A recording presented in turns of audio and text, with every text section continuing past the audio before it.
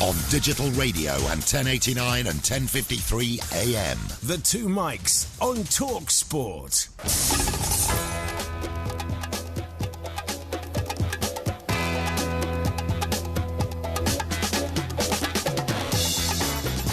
Good afternoon, I'm Mike Graham, he's Mike Parry, you're listening to the Two Mics on talkSPORT. West Ham take on Southampton this afternoon at the London Stadium. Is the security going to be any better than it's been so far this season? We want to hear from you if you're heading to the game or if you decided not to go because of what's happened before. 08717 22 3344. Meanwhile, on the pitch, things aren't going very well for Slavic Bilic either. He seems to have lost his magic touch with only one win out of 5. We'll be asking Jack Collison what's gone wrong. Also coming up, we'll be talking Chelsea. There's another sparkling edition of Heroes and Villains, and because it's Sunday, many of you will be looking for spiritual guidance, so there'll be a Porky sermon as well. You're listening to the Two Mics with me, Mike Graham, and Mike Parry on talkSPORT.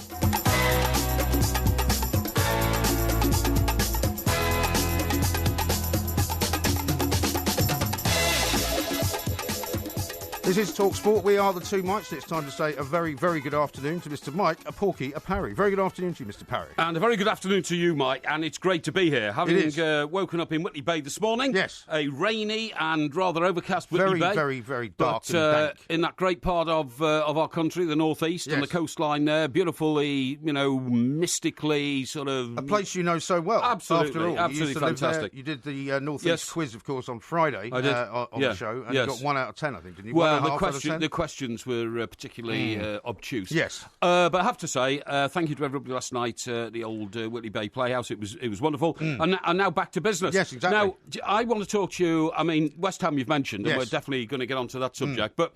This show could be about bandwagons. It could. Are too many people jumping on the West Ham bandwagon condemning the ground? I think, well, there's a reason why they're condemning the ground. They're not really condemning the ground. Yeah. They're just saying that it's not, at the moment, fit for purpose, right? Are there too many people jumping on the Wayne Rooney bandwagon saying his career is over? Well, you don't have to be very clever to jump on that bandwagon, do you? Well, yeah, but you can't actually see how he gets back in the team after the performance yesterday. I don't care. I was dismayed to see how many people yesterday, as soon as Wayne Rooney was put on the bench and then the team started scoring goals 4 before half-time. And now that Jose Mourinho said that he needs fast players around Ibrahimovic, then, he's not going to bring Rooney back because he's not fast enough. It seems unlikely, but the speed at which people started dancing on Rooney's grave just to appear to be, on the inside of the argument. It's been going on for a long time, hasn't it? Yeah, but it's pathetic, honestly. He's not. Well, yeah, at some point or other, though, I remember Rodney Marsh saying this, at some point or other, professional footballers have to realise that they're no longer, as powerful as they once were, no longer as fast as they once were, I totally agree. No longer as good as they once were. I totally agree, but, the outside observers who pathetically, bye-bye Rooney. Yeah. It's pathetic. I mean, this man has contributed an enormous amount to the game. It's all very well people saying, you're Rooney's love child and all that. No, I'm not. You look at his track record. Yeah. You look at what that boy's done for both Manchester United and England, and for, what has he done for England exactly?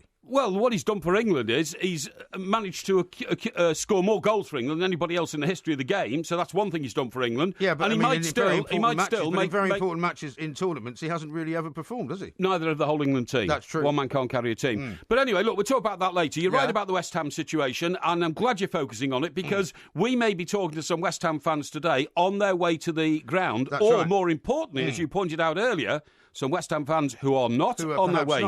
And Southampton fans as well, not sure exactly what they're going to find when they get there, whether the segregation is going to be right or whether it's going to be any different or better than the last time there was problems at the Watford game and all of that. Yes. So we want to hear from you. 08717 22 33 44. We'll be talking about Chelsea coming up as well, won't we?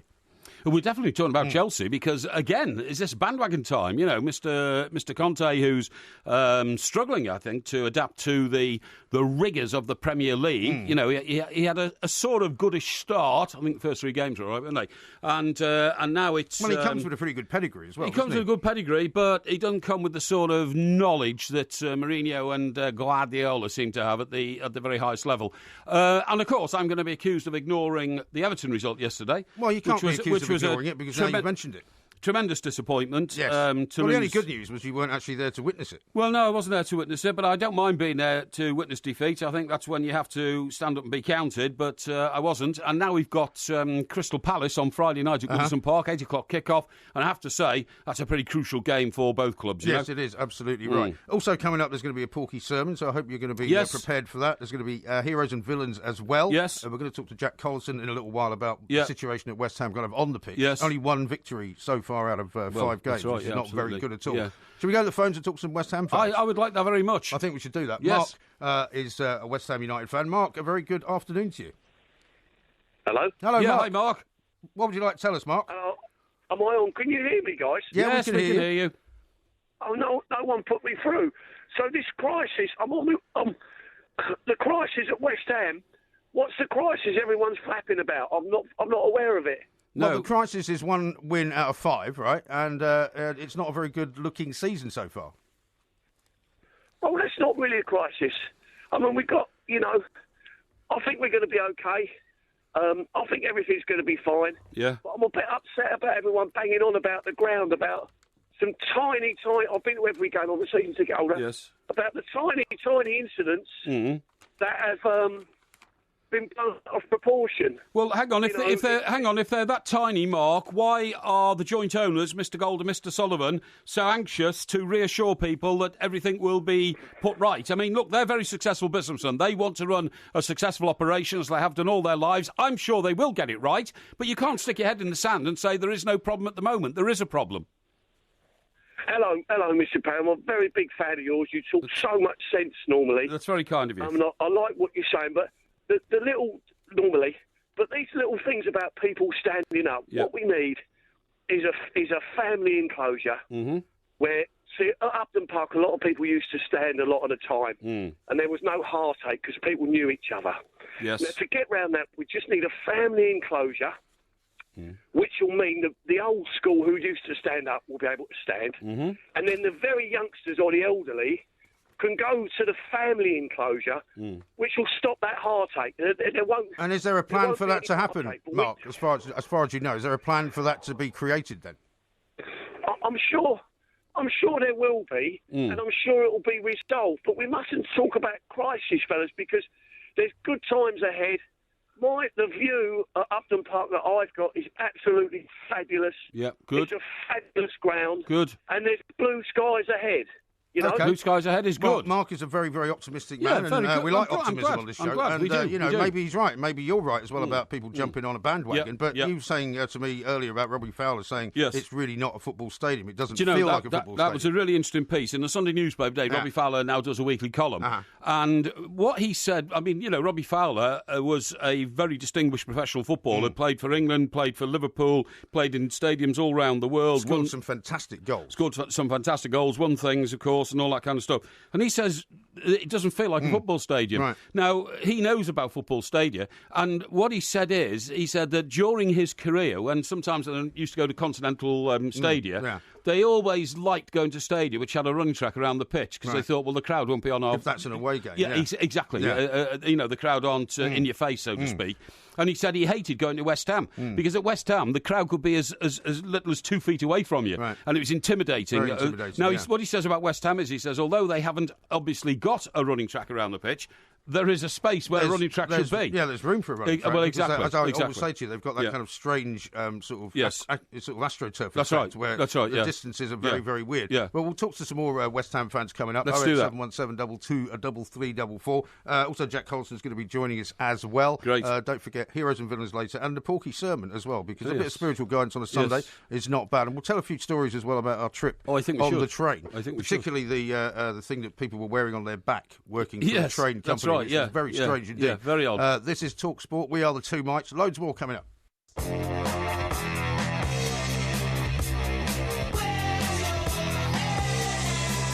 I'm there to talk about football and I'm totally concentrated on Southampton game. What I want to play to the fans is to be behind us, which I have no doubt that they will be. But we need support more than ever, and they will have a big part in this game. I mean, we need them every time, but especially now we need them to get out of the situation, and that's it basically. But they've been always, since I'm here and before also, they've been all the time great for us, and we could feel them behind and all this, so I have no doubts that they're going to be very positive. Davin Billett trying to be positive there about the West Ham Stadium situation. And also, I thought that was? Who? I thought that was me imitating Andre Villaboas. You thought that was you? How could you listen to somebody else and think that it was you? That's ridiculous. Slavin was mumbling a little bit. Whatever happened to him? Who? Andre Villaboas. He went to Russia, didn't he? Yeah, he did. Is he still over there? I don't know.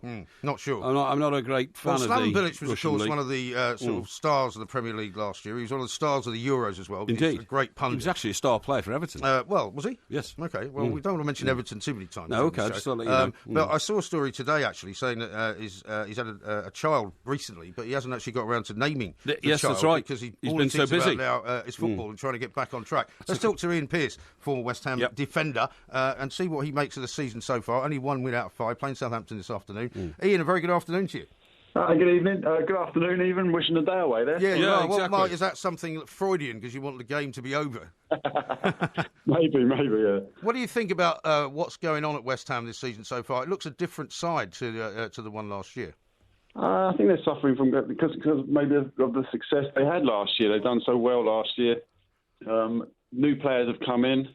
And obviously going to the new stadium, it's going to take a time to settle in. I think the new players need time to settle in and get the team spirit from last year. A couple of people left, and injuries are playing a big part. I think they're up against it at the moment, and I think they just need that little bit of luck. A goal will go in off someone's backside, and then the crowd will get behind them, and I think they'll be well away again.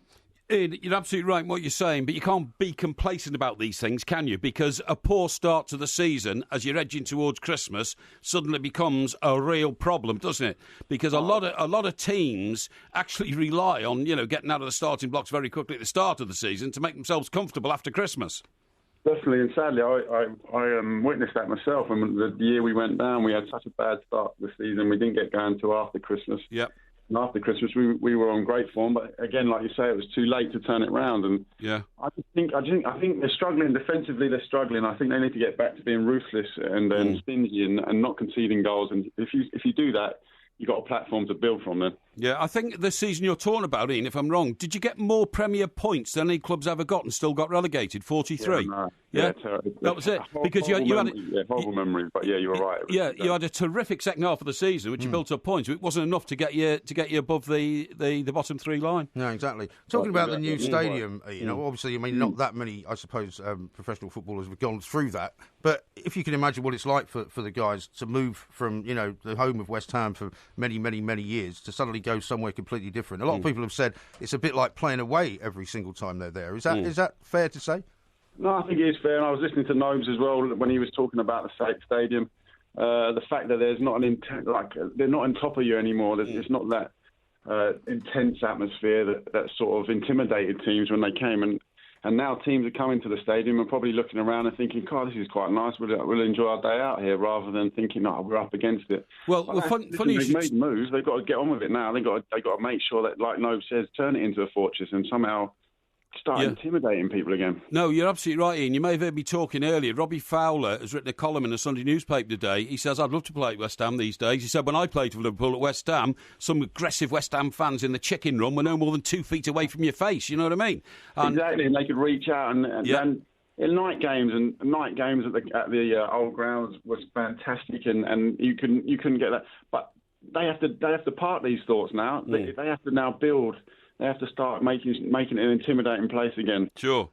What about this afternoon's game then, Ian? What do you think? What do you think about this afternoon's game? Because Southampton haven't had a bad start, have they? No, they're consistently good. I mean, they've been really good in the Premiership.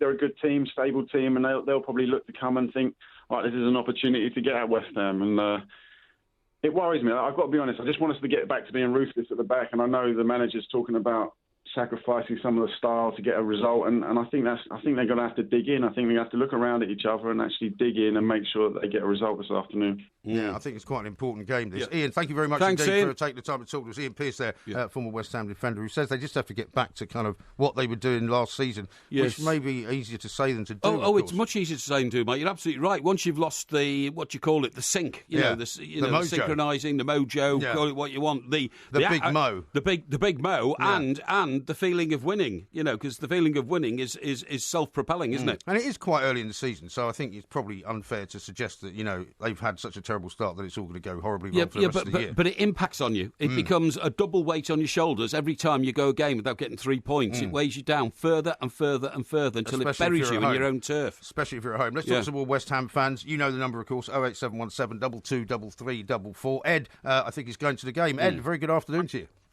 Hi, mate. I'm on the way to the game now. I'd just like to agree with what the previous chaps have said, that I don't know what crisis is being talked about, if I'm honest. Okay. Well, you've been to, I presume, a few of the games at the London Stadium, and you've been happy with what you've seen? Yeah, I haven't missed the game yet. I wouldn't say necessarily happy with what I've seen, but I just think it's a great opportunity for the club to push on and go forward. And change is never easy, but you've got to make these changes. If not, other clubs leave you behind, I think. No, I agree with that. I totally agree with that, Ed. I'm an Everton fan, as you know, and what we've wrestled with over the last 15 years is trying to do something about the ground. And, our neighbours Liverpool now built a magnificent, great new stand in their stadium. You will get left behind. You're absolutely right if you don't do something. However, it's handling the change, isn't it? Do you think they're handling the change properly? It is, and no, I don't think they're not handling the change well. And you've got so many West Ham fans all over Facebook, Twitter, Slavic and Gold, Sullivan and Brady, and I just think that's completely harsh. How fickle can you be for? No, I agree. A trio to save our club, and 5 years ago, where were we in a world of hurt, and now? Yeah. Oh yeah. No, but you're right. Also, you're right to point out, Ed, as well, that not all the fans are as happy with the stadium situation as you are. I think it does depend on where you're actually sitting, doesn't it? Yeah, no, I completely agree. But it's the first year I've had a season ticket. I travel up from Ipswich every week, and I didn't have the opportunity to have a season ticket at Upton Park. But why is it not good that 30,000 more fans have got the opportunity to be there, and people moaning about popcorn eaters, whatever, but if we've got more fans, more backing for the club, why is that not a good thing? You're absolutely right. If man didn't become ambitious and want change, we wouldn't have put a man on the moon. And I don't think it's really the sort of thing you can compare, putting a man on the moon and putting a new football stadium up in East London. Well, it's a very ambitious project, And, it certainly is. And at the end of the day, it could make or break you. And maybe they couldn't foresee a lot of the problems they're having until the season started as well. But in fact, let me tell you, West Ham's move from the Bowling Ground to the London Stadium is much more significant in terms of what it's done to the world than sending a man to the moon. Really? Because that was a waste of time. Well, it wasn't a waste of time. It was a complete waste of time. But we're not talking about that. We're talking about West Ham. It was a complete waste of time. Well, we'll get back to that in a minute. Okay. Let's talk to Michael, good idea. who's also on his way to the game as well. Michael, very good afternoon to you. Hi, good afternoon, guys. Hello, Michael. What's your view of the stadium situation? Well, I've got to pick up on what you guys are saying. You're saying there's a crisis at West Ham. No, we didn't. No, we haven't. We haven't said that, honestly. Or your editor has said there's a crisis at West Ham. They keep on saying there's a crisis at West Ham. Yeah. I don't think there's a crisis at West Ham. I've been to every single home game so far this season. Right. I've been to every away game except for one, which was City away. I am worried about how the team's playing at the moment, but I don't think it's not panic stations yet, really. I think there is problems at the back. Everyone can see that. Obviously, 8 goals conceded in 2 games. Two Premier League games is unacceptable. I'm completely, really disappointed with that. Yeah. But the thing is, let's not kid ourselves. I don't think we're relegation material. I think, yes, we have started the season off very, very badly. But I think once we've got all our first-team players back, or key players back, like your sort of Aaron Cresswells and your Andy Carrolls, and hopefully once we've got a bit of a solid defence as well, then I think you'll be seeing the proper West Ham, really. Yeah, I think you could be right. But it's all a matter of time, isn't it? And in the Premier League these days, you don't always have a great deal of time. So, for example, if West Ham didn't get any points out of this game this afternoon, would it be a crisis then? I was at the game on Wednesday, and I was asked, quite frankly, what's going to happen on Sunday. And quite honestly, I think we'll be lucky to come out of today's game with a draw, really. What? You think you're going to lose? To be honest, I think a draw would be a good result for us. I think given the way that Southampton are playing, I mean, you've got to give respect to the other team at the end of the day. And Southampton have really hit a sort of good run of form. They've hit a good purple patch, shall we say. And I think that, I mean, we're not playing well enough. We're obviously conceding goals. Southampton, you look at them and you think they've got a very solid team. They've got a solid defence. Their team is based on a good defence. And they're probably coming.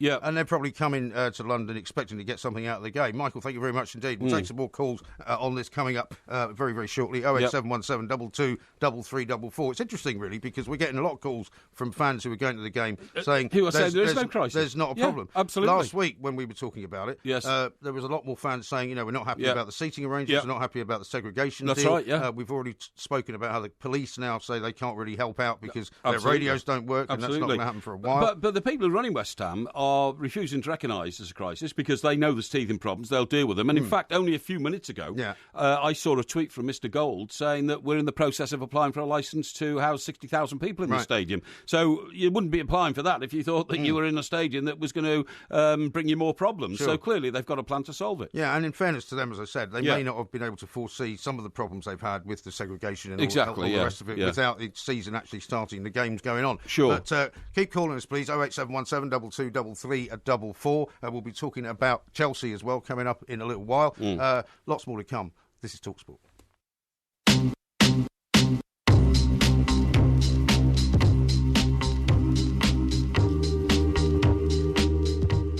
This is talkSPORT. We are at the two mics. Coming up a little bit later on, Heroes and Villains is going to feature. Bob says this on Twitter. He says that pundit on West Ham, I think he's talking about Ian Pearce, is talking hogwash. He says new season, new players, last season's success. Doesn't a new season affect all of that? And Lee says last year was still Sam's team and mindset. Now West Ham is seeing how important Big Sam was. That's an interesting point. I'm not sure that's entirely true. No, I'm not sure it's entirely true. There's so many factors have changed at West Ham, it's impossible to put your finger on what is actually wrong. So the job of the owners and the job of Mr. Bilic, the manager, is to try and identify what's going wrong and put it right. It's as simple as that. Exactly. And it ain't going to happen overnight. But they haven't got an awful lot of time. No, they haven't got an awful lot of time. I totally agree with you. They could be trapped in, this vicious, as you quite rightly say, this vicious circle of not being able to identify what's going wrong until it goes wrong. Yeah. And then when they fix it, something else goes wrong. That's what sometimes happens in these situations. As many of the fans have said, they've got injuries. They've had problems with, not being as tight at the back as they used to be. I've got a tweet here from Simon. He says the reason I think teams like West Ham, Stoke, Leicester is the new rules on defending. They can't do what they used to be very good at doing, which is an interesting point as well. Let's talk some more fans. 08717 22 3344. John, I'm not sure. I think he is going to the game. John, very good afternoon. Good afternoon to you both. Yeah, hello, John. What's your take on it, John? Well, we've been to all the games so far. I go with my grandson, who's 10. We've been to all the home games so far, apart from the Watford games, the Europa games and that. Right. And I think it's just been blown out of proportion. Yes, you're getting a little bit of... it's the people that used to stand up. And like with my grandson, if someone stood in front of us, he wouldn't be able to see. He's 10, he just can't see over the top. So we've got front row. We're front row one, and I purposely buy the dearest seat so as he can see. Because when we go to away games, we have to stand. You have to stand away games purposely, and most of the time he has to stand on the seat to see. Right. Which is uncomfortable for him. Sure. Yeah. But I mean, we've also, John. Away games as much for that reason. Right, John. We've also heard. I mean, it's great that you're calling us and giving us your view. We've also heard from fans previously, not today so far, but previously who've taken their kids to games, and I think particularly that Watford game, and they had to leave because the kids were a bit frightened about what was going on around them, seeing people fighting and all that kind of thing. And you could say it's being blown out of proportion, but it is happening. It is, I agree with you, it is happening, but we're lucky enough where we are. It seems to be in the corners a bit more, rather than we're on the halfway line. And luckily around us, it seems a bit of a family enclosure where we are. I don't know if that's on purpose. And, so we don't, it isn't round us. It's a couple hundred feet away. So I think if it was near him, my grandson would be intimidated by it and frightened, and he might not want to go. Sure. Just apart from fan comfort, John, what's your impression of how the ground motivates the players compared to how the bowling used to motivate the players? Well, the first couple, the atmosphere has been terrific. If we'll keep it going, I'm a die-hard fan. I've had a season ticket for quite a while now, 10, 15 years. I don't know if they'll keep it if we stay down. I don't know if they'll keep the 60,000 when the newbies go, or will they stay with us, or what. That's the only thing that worries me a bit. You know, will we drop? If we drop down to the Championship, who would stay with us? Would the newbies stay or go? I don't know. But I mean, to be honest, John, at this stage of the season, even airing those fears about if we drop down to the Championship is just, you know, it's something you shouldn't be discussing, honestly. Because well, it's a worry, isn't it? Some of the I fans, suppose so. Well, some of the fans are going to the game today thinking, you know, if we get a point, that'll be a good result. Yeah. So, you know, optimism is not particularly high. Let's talk to Jed, who's a Liverpool fan, who's got a view on West Ham as well. Jed, very good afternoon to you. Good afternoon. Hi, Jed. I just think that sort of West Ham got ahead of themselves a little bit. I mean, they're an up and down side. They had a very good season last year, admitting they have signed a few good players. But on the whole, they've always gone from the Championship to the Premier League, Championship to the Premier League. Sort of yo-yo club. But they're hoping that the stadium move is going to change that, aren't they? Yeah, they are, yeah. Well, you'd hope that, yeah. And obviously they're getting a lot more fans there. But the problem is the pitch is quite away from the fans. They haven't got the atmosphere that they used to have at the bowling ground. Jed, have you been there?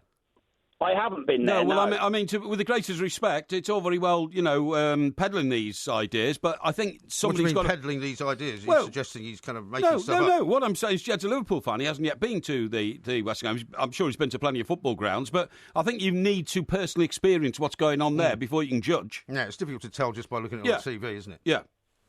Yeah, I can understand what you're saying, but I mean, West Ham of old, you know, to be honest, they've always been the lower part of the Premier League when they've been in it. They had a fantastic season last year, just like Leicester did. Leicester had a superb season. What can you say? I mean, absolutely outstanding. But at the end of the day, they're struggling again this season, which obviously Ranieri did say that they'd be happy if they finished in the top 10. Yeah, well, that's right. I think that will be the same case for West Ham. Maybe if they stay out the relegation battle this year, then I think they'll be doing well. Okay, and what are your hopes for Liverpool this season, Jed? Top 4, surely. Well, I love Klopp, to be perfectly honest. He's a breath of fresh air. What he's doing with the players, motivation is a lot of it in football, and he's a man manager, totally different from Brendan. I absolutely hated Brendan Rodgers. Oh, that's a bit harsh, isn't it? See, Brendan Rodgers, by the way, is sort of taking credit for Raheem Sterling's sort of rebirth at Manchester City. Unbelievable. Sent him a note saying, you know, in the summer. Don't worry about everybody saying things about you. You know, and he's now saying that his note may have actually motivated young Mr. Sterling. What do you make of that? But why did Sterling leave? Sterling left because of Brendan Rodgers. If Rodgers had gone sooner, Sterling would still be at Liverpool. Well, that's not what Brendan Rodgers thinks, obviously. No, it's not. Yeah, but it's interesting what you say. He doesn't have mixed opinions, doesn't he, amongst the fans, old Brendan Rodgers? Well, he likes to be in the mix of things, doesn't he? Yeah, sure, yeah. And, I was expecting the I'm telling you thing to come out. Yeah, sure. They've got their Champions League game with Manchester City this week. They certainly have, yeah. And it'll be another 7-0 scenario. Well, I think they're going to struggle against a team with the quality of Manchester City, not just because of the fact that they've quality of Manchester City, but they've played 6, won 6. They've scored 18 goals and conceded 5. I would say if anybody's going to wallop Celtic at the moment... They look rather unstoppable, don't they? Indeed. Absolutely right. Lots more coming up. We've got a few more tweets to read out, of course, and a few more texts as well. Here's one from Laura, who says, the club are partially to blame for no specific family area. Season ticket holders are not familiar with some of the stands as well. I think it does seem to... depend on where you sit, basically, in the stadium, as to what sort of view you have on whether there's trouble. Because the trouble is only in certain little sort of bits and pieces. Ami says this, it's a terrible move. They should have stayed. It's not a football stadium either. And lots more stuff like that coming in. West Ham fans, of course, on their way to the game. It's at 4 o'clock against Southampton. 08717 22 33 44. We've got to talk about Chelsea coming up in the next hour as well. Yeah, we have, because there is something wrong at Chelsea as well. Now, I'm not going to say crisis because people don't like that word. So don't keep saying there's a crisis if there isn't one. Okay? Right. Can I offer an alternative point of view here? Please. Was that a disaster for Chelsea yesterday, or was it a magnificent performance by Arsenal? Well, it was a pretty good performance by Arsenal. But I think it was a great performance by Arsenal. It's the biggest win Arsenal have had over Chelsea since 1997, I think. And it's the best I've seen Arsenal play for a couple of seasons. Yes. I mean that. And, you know, when you see Theo Walcott in full flow and dispatching goals the way he did so clinically, so easily, you've got to say something's happened. Something's happened at Arsenal. So, you know, Arsenal's been trying to put this jigsaw puzzle back together for so many years now. Has he finally done it? But, well, that's what we ask almost every year, don't we? Because every year people go, is it time for Wenger to leave? Yes. Is it time to start thinking about the sort of succession at Arsenal? Is it time to finally, just declare that he's not any longer capable of running the team? Sure. However, they have a bad result, everybody wants him out. They have a good result, everybody thinks he's a genius. It's a very strange situation. Yeah. And I was getting some flack on Twitter this morning from a couple of Arsenal fans because I'd said that I didn't think Arsenal were going to make it into the top 4 this year. Yeah. And they were like, do you want to change your mind now? Well, you can change your mind if you like, but I mean, that was an initial impression you had before the start of the season, not since they've started the season. Well, so, at the beginning, so after maybe the things have changed. Well, after the first 2 or 3 games. And I mean, let's ask the question to you about Everton. I mean, they now, after that Bournemouth result, they're going to have to try and bounce back, as you said, with the Crystal Palace thing, and they might not be able to do that. The only thing I would say is that Stanislas lad scored a fantastic goal. I mean, he was quite unstoppable. And on the balance of play, Everton had opportunities and it could have come to something else. But anyway, look, do you know the best thing about it? What's the best thing about it? Well, we're lucky that we're the first team to play this weekend. We're playing on Friday night. Yeah. It's 8 o'clock kick-off, Everton Crystal Palace. And, bounce that back. It means that you get to the next Saturday morning of the season and you're back up there. Yes. And you've got a great record, unbeaten at home and all this kind of stuff. It's going to be very interesting, actually, this year. But if Manchester City keep playing the way they're playing, nobody else is going to be able to catch them, it looks like to be. Do you know what? It's ominous. They're 4 points clear at the moment. It's if they're 4 points clear at Christmas, you'd say, well, they're looking good. But 4 points clear after a month, amazing, isn't I know, it? it's amazing. Let's talk to Douglas, who's a West Ham fan. Yep. He thinks there is a bit of a problem. Douglas, very good afternoon to you. Good afternoon. Yeah, hi, Doug. Yeah, hi. There's a problem for the young fans. They've encouraged young kids to go by giving really good prices for their tickets for them all to go. So there's thousands of young kids going. Yep. And after the first week, you could go down by the car park like you used to do at West Ham, and the players are all coming over, signing their autographs, shaking hands, all sorts. And then the security people will come in and clear them away. The next week, they've put all meshing down by the railings so the fans can't get anywhere near them. They can't pass their programmes to be signed or anything. They can't get their signatures as they drive out. Yeah. And whose decision was that? As far I as haven't got a clue. No. I wouldn't have thought it was David Gold because he's always signed, at Upton Park, walking across to his car, and so will Gold. Yeah. They both sign, and Gold comes out before the match kicks off very often early if you're there early enough to sign. But otherwise, the players wanted to sign, wanted to talk to the kids and that, but they're being stopped by this meshing and the security people. Yeah, that's very odd, That's very odd because the kids were going to the zebra crossings and crossing there, stopping them to get a few autographs there. Yeah. They stopped that and at the traffic lights. So what's going to happen in the end? Some kid's going to get knocked over.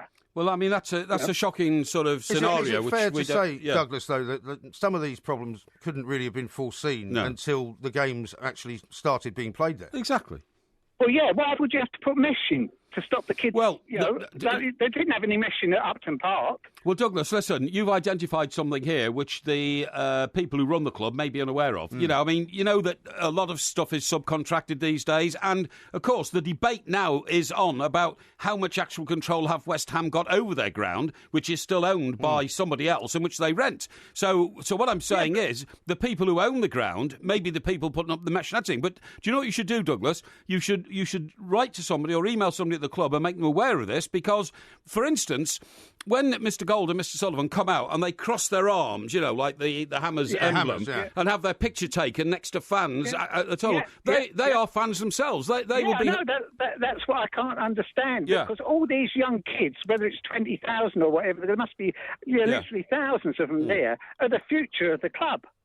Absolutely right. They want to come. I think we all agree with that. Kids. I go with my grandson. I wasn't a West Ham fan. You're born a West Ham fan in our family. You didn't get any choice. You're born. You're West Ham. Yeah, sure. That's it. No choice at all. No, you make sure you let somebody know because that's an unsatisfactory situation. It is. It is very strange. But I'd be amazed if the organisation, as a football club, didn't know that was going on because effectively it is their stadium, even if they don't actually. I know it sounds daft, but I mean a stadium is a huge place. Yeah, but you think somebody would go, oh look, there's some mesh there. Well, I mean, but Douglas just has. He's just pointed that out to us. Maybe the first week it's happened or something. I don't know, but Very I mean, possibly. You know, a huge stadium like that. I mean, somebody's in charge of the concessions, the hot dogs and all that kind of thing. Somebody's in charge of ticketing. Somebody's in charge of turnstiles. No, it's a big operation. It is a big operation. Yeah. We've got lots more to talk about, of course. 0871722 33 44. This is talk. We've got loads coming up on the rest of the show. We're going to be talking Chelsea. We're going to do a little bit of boxing in the last hour. Heroes and villains as well. I've got a tweet here from somebody called Chris, who's remarking on that picture I put out last night, my panoramic view from my hotel room. Oh, right, yeah. Which was basically the back alley somewhere in Whitley Bay. With a bit of washing flying from the washing line, wasn't it? Flying up. And he went, well, you can take the boy out of Chester, because why is it that whenever you kind of organise the hotels, they all seem to be, shall we say, slightly down market? Well, hang on, let's be absolutely fair here. We stayed at a place called the York House Hotel in Whitley Bay. You don't have to name it. Well, I'm going to, because you're making out some sort of a dump. It's a magnificent hotel. Well, it's a lovely hotel. The view wasn't very good. Well, the view from the back is not the responsibility of the York House Hotel. And it didn't have a bar? Well, it has a late bar, but you have to make arrangements to be able to use it. Well, there wasn't a bar. You had to bring your own stuff, right? No, there's a machine. There's a machine in which vending machine. A vending machine, which you can get a little bottle of gin and a bit of tonic and all that kind of stuff. Why would you want to go to a place like that? I think it's very well run, because Michael, who is the owner, said to me earlier in the day, he said, look, Shav, if you want to come back, he said, we don't have a public bar, so you don't have hordes of people coming in here and all that kind of stuff. But if you've got plenty of change, you can have a couple of beers. No, he didn't. He said, but look, if you want to, get some boozing during the day, we'll store it in the fridge for you. And as it happened, a couple of people came back with us. We were able to liberally dispense. We were. And that was very nice. A few bottles of Pinot Grigio and that kind of stuff. Very cheap But Pinot I think it's very unfair to say that we went to a downmarket hotel. It was a lovely hotel. It was very upmarket. And the facilities and the fittings in the rooms, I think you'll agree, were first class. Yeah, it was all right. It was okay. No, it's not up to our normal standard. And there's been two of these occasions. There was a place in Rugby, which was a real dive, right? Well, and then this place was only marginally better. I don't agree. I thought... Well, we're going to Liverpool in November, so I'm going to maybe book the hotels instead of letting you do it. No, we're going to stay at the Crown Plaza on the dock. Yeah, okay. Yeah, because it's near the O2 where we're going to be. Right. And by the way, the tickets there are selling very fast. Yeah, okay. I was amazed. Good. So no, I reject your criticism. Now listen, there's something I want to tell you about it. Go on then. You know that apart from football and politics and all that, I take a huge interest in academica. Academica, as you call it. Yes. Yeah, because it's not actually a word. I study journals and this kind of stuff. Do you know, I am delighted to find out that my old friend, Steve McLaren, who was what you say in English, okay? No. He has decided to polish up on the English because... He doesn't do that Dutch voice anymore. No, he doesn't. He doesn't. Steve McLaren, I'm going to... No, that's Graham Kelly, I think. But anyway, look, I'll give up with all that. He's going to university. Is he? To study for a master's degree. Do you think that's brilliant? Why is he doing a master's degree if has he already got a sort of undergraduate degree? No, the course that he's taking, which is called sports directorship, only offers a master's degree at Manchester Metropolitan University. What, Manchester Poly, you mean? Sorry? Manchester Poly. That's a polytechnic, isn't it? It's one of those polytechnics that they've made into a university. One of Tony Blair's kind of, let's make everything a university. It's Manchester Metropolitan University. Yeah, but it would have been Manchester Polytechnic, wouldn't it? Well, I don't know, well, and I don't care if it is. What do you mean? Of course you don't care, because you went to Nottingham hang on. Polytechnic, right? That's like saying that Bournemouth used to play in the 4th Division. Well, Bournemouth today are a Premier League side. The Manchester Metropolitan University is a Metropolitan University. But it's not really. It's not like Oxford or Cambridge or Durham or London or Edinburgh or St Andrews. It's not one of the old ones. So you've dissed the lovely hotel we stayed in last night. Yes. You're dissing Manchester Metropolitan University. What have you got against Manchester all I'm saying is University? It's not exactly one of what you would call famous seats of learning. But what is sports directorship anyway? What is that? Well, it teaches you how football clubs are run. Shouldn't he know about that? It says here... He used to run one. Sorry? Shouldn't he know about that? He used to run one. No, not running it from the dugout, running it from the boardroom. Oh, yes. So it says here, Steve McLaren is filling in his time studying Masters in Sports Directorship at Manchester Metropolitan University. So what happens when you come out with that sort of qualification? Do you then walk up to some football club and say, I'd like to be a director on your board? Yeah. Yeah, and why would they say, oh, great, OK, thank you very much for asking, here's a job? No, you don't, because that's not the way the world works. Yeah. What you do is, and he makes clear, because I've been reading about his intentions, he makes clear that he wants to get back into football as a manager, but feels that with the added experience of a master's degree in sports directorship... An academic qualification, he'll have a greater understanding of the inner workings of the club. And allied to his extensive football knowledge and his coaching ability, make him an all-round better actor manager. Well, I suppose so I think you've got to admire the guy. I think so. I suppose if you're out of the football business, you might as well do something like that rather than just sitting around sort of playing golf and applying for every manager's job that comes up. Yes. But I'd be amazed if there's that many people out there in sort of, directorships at football clubs that have got that qualification. Well, yeah, but most of them won't have it, will they? Most of them won't, because most of them won't have bothered to do what Steve McLaren's doing. He has already gone through a 6-day intensive leadership course at the London Business School. How about that? Right. So, and is he financing this all by himself? I suppose he is. Well, I suppose he is, but I mean, they're pretty wealthy, aren't they, Premier League managers these days? They get lots of money when they get booted out. Yeah. And, what do you think will happen sadly, if he's in the middle of this by Newcastle? What do you think will happen if he's in the middle of this course and he suddenly gets offered another managerial job? Well, I think it's a course that's correspondence as well. Oh, it's a correspondence course? Well, yeah. I mean, I don't think he's sitting in lecture theatres all day. I think it's a correspondence course. So I would imagine he'll stick to it. It's a kind of open university scenario. No, not really. It's the Manchester Metropolitan University, which you keep saying. You think it's some sort of feeble academic institution. So you're saying he's doing a sort of a part-time correspondence course at some point over the course of the next few months? I haven't said that at all. I haven't said that at all. Will he have letters after his name when he finally sort of graduates? What? Will he have letters after his name? Yes. Will he be a doctor of football or something? No. He'll be an MSc, which is a Master of Science. Right. For completing this degree. He might even be a PhD. Sports science, yeah. Well, that's what I mean. If he gets a PhD, he can call himself a doctor, can't he? He can call himself a philosopher, a doctor. That's right, you can, yeah. Okay. Yeah. Well, good on him, I suppose. Yeah. Because he might not get another managerial job anyway. Certainly not in the Premier League. He might not get another managerial job. That's right. In the Premier League. He might not. You're absolutely right. In fact, I think it would be unlikely, don't you? I think it would be unlikely. I think the next club he'll go to will probably be in the Championship if he goes to one at all. But what he says that, talking about his successor, Rafa Benitez at Newcastle, he says that he's delighted to find out that the situation regarding his terms of employment have changed from the time McLaren was there. He says that Rafa has made the right move. He's taken full control. He's coach, manager, technical director, head of recruitment. That is how it should be. Right. So I think he's actually having a little dig there at Mark I think he's Ashley, having a little dig and saying, if I'd have had all that responsibility, maybe I'd have managed to make it work. Well, some of the Newcastle fans we met last night were not absolutely, a bit like talking to some of these West Ham fans, they weren't absolutely optimistic about the season. And the Villa game that they played yesterday. That's right, we were talking to one guy who said, they were terrible in the first half. That's right. It was 0-0. It was 1-1. And he said, it was 1-1 in the end, but he was saying... It was an 87-minute equaliser. Newcastle were playing worse than Aston Villa. Yes, that's which right. is saying something. Yeah, that's right. It is saying something, I'm afraid, because Villa don't look good at all. And talking about Villa, in the next couple of hours, I'm going to express an opinion about young Jack Grealish. You don't like Jack Grealish, do you? Well, I don't, actually. You're always giving him a hard time. I don't, and I don't because I think that when you are bestowed with the sort of advantages that Jack Grealish has in life, when you are a young man who's given a talent which is probably given to only 1 in 5 million people on the face of the earth, I think you've got to treat it with great respect and treat yourself with respect. But more than that, treat other people with respect. Yes. And if you are partying in a city centre hotel and you're partying in 4 different rooms... Was he also not partying after Aston Villa had lost the game, I think, as well? I think that was the case. that was a previous occasion. Yeah. But on this occasion, he went to a nightclub till 3 o'clock in the morning, it is reported, right? And when that closed at 3, back to a city centre hotel where he'd already booked half a dozen rooms... Yeah. 4 of the rooms were used for the party, all of their doors open, on different bits of the same corridor, till 8 a.m. in the morning. Yeah. I mean, excuse me. Which is a little bit over the top in any situation. People paying up to 150 quid a night for a room in that hotel didn't get any sleep. Why couldn't the hotel shut the party down, though? Well, they tried, and they were just ignored by the young men, Grealish and one assumes his friends, or hangers-on, or whatever they are, just didn't want to know. So then... And also, this is a young guy who's been previously kind of disciplined, who's been spoken to, who's been told that, he has to change his ways if he wants to be a success at Aston Villa. Yeah. So what's going through his mind? Well, whatever's going through his mind, he needs to get a mind and he needs to grow up. Maybe that's the problem. Maybe and show some respect for his fellow man. Because what I'm saying is, it's all very well, his first offence is abusing his body as a footballer if he was indulging in heavy amounts of drink until... And staying up all night and all that. Staying up all night, It is alleged that people at this same party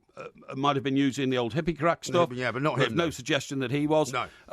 But the third and most important point I want to make is that if you want to do that and you've got a mansion in the middle of a field in Northumberland, that's fine. You're not bothering anybody except yourself. You're hurting yourself and nobody else. And it's everybody's right to hurt themselves. But when you make the misery of the lives of people who have, gone there for a weekend, they might have been to a wedding, they might be having Sunday lunch and all that, and you keep them awake all night through your damned selfishness and your inability to consider your fellow man, frankly, if I ran Aston Villa, I would have thrown Jack Grealish out. Well, they've given him more than one chance already, haven't Exactly, they? yeah. And maybe Yeah. if he keeps behaving like this, they will eventually lose patience. But Yes. because this guy was being talked about as a great England hope, wasn't he? Not that long ago.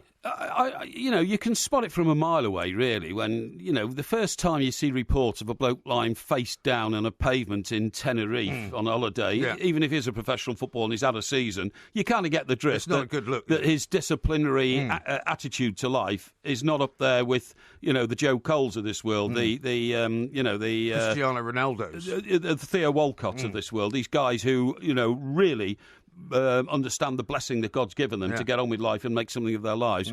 I just think it's appalling, his attitude towards other people. I mean, his contempt for society. The time, by the way. His contempt for other people. Yeah. His contempt at, I'm a footballer, I can do what I want. I'm 20 years of age. I don't think he's in 20, is he 19 is he, or something? Very, very young. It leaves me feeling deeply saddened. Does it? That people in the football industry behave like that. Yeah, it does. It is shocking, absolutely Deeply shocking. saddened. Well, maybe Deeply he should be listening to the Porky sermon, which we're going to be doing coming up that's in true. a little while. This Yeah. is talkSPORT.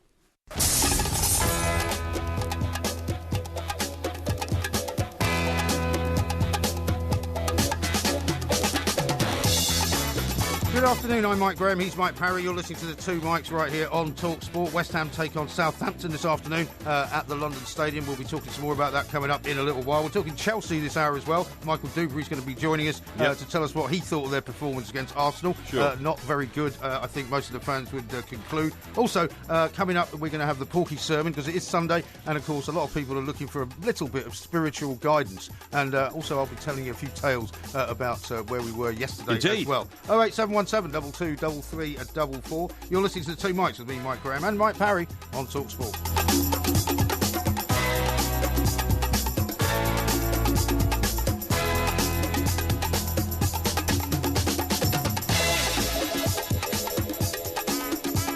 I'm going to be asking you a couple of questions in a moment, Mr. Parry, about something that happened this morning just before we got on the train. Because I'm going to reveal something which I didn't know about you, right? But just hold on to that thought for a moment.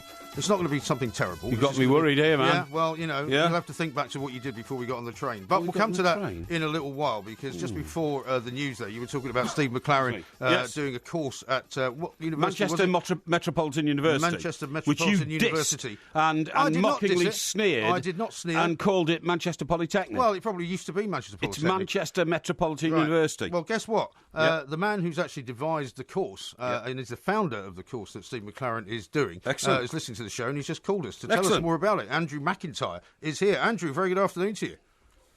Gents, I just happened to catch you on the radio driving my son home from actually playing from an academy game, Mike, for your beloved Everton. Yes. And couldn't help but hear your conversation there. Great. And Steve McLaren is one of a number of high-profile sports people who've been brave enough to take themselves out of their comfort zone and recognise that they want to be strategic leaders for a burgeoning industry. And Steve, Ashley Giles, former England cricketer, director of cricket at Lancashire, who's worked at Miracle since taking over there. Steve Round has just taken over as technical director. Steve, I know well. I know Steve very well from his time at Everton with Davy Moyes, obviously, and at United, Now, Steve is one of the great successes of the programme. He's a brave man who conceded that before joining the programme he hadn't even sent an email in his life, but he wanted to better himself, and he believed that sport had enjoyed extraordinary financial growth, that it was in danger of squandering, and he wanted to be part of a future generation of leaders who could deliver sustainable success for football. So is not this just football. So, Andrew, is this the way that the game is going? That more and more clubs will require, or more and more organisations will require a sort of an academic qualification, as it were. Well, we have the three founders of this programme, one of whom is Tony Fortner, who's worked for Manchester City and Blackburn, and Darren Royal, whose name will be familiar to Joe Royal, former Manchester City Everton manager, his son. And Joe always tells a story how he could look outside of his office and see his staff in front of him. If you go to the Etihad now, you simply can't do that. At Everton, it's the same. So is it possible for one man to be in charge of recruitment, medicine, academy? It's simply not. He can't function successfully. Look at the way Matthias Sammer runs Bayern Munich. So we realise that there'd been a shift in the way clubs recruited, and we spoke to a number of chairmen and owners, and they said, listen, We would love to appoint a sporting director to head up all our sport operations, but where is the talent pool of people? Because we've got great sports people, but they haven't had the experience, the education.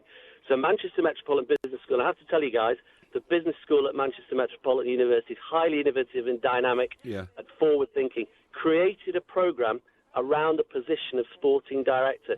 So they created a programme that would deliver great sports people and turn them into elite strategic leaders. Steve McLaren's been really brave and said, I want to be part of that, and I want to go on the programme. And we believe that's the future. So what are you teaching, Steve, Andrew? Because you keep referring to sporting director. Steve, of course, is in the world of football. I mean, have you got a generic course there which applies to many sports? Because obviously Steve wants to be focused on football, doesn't he?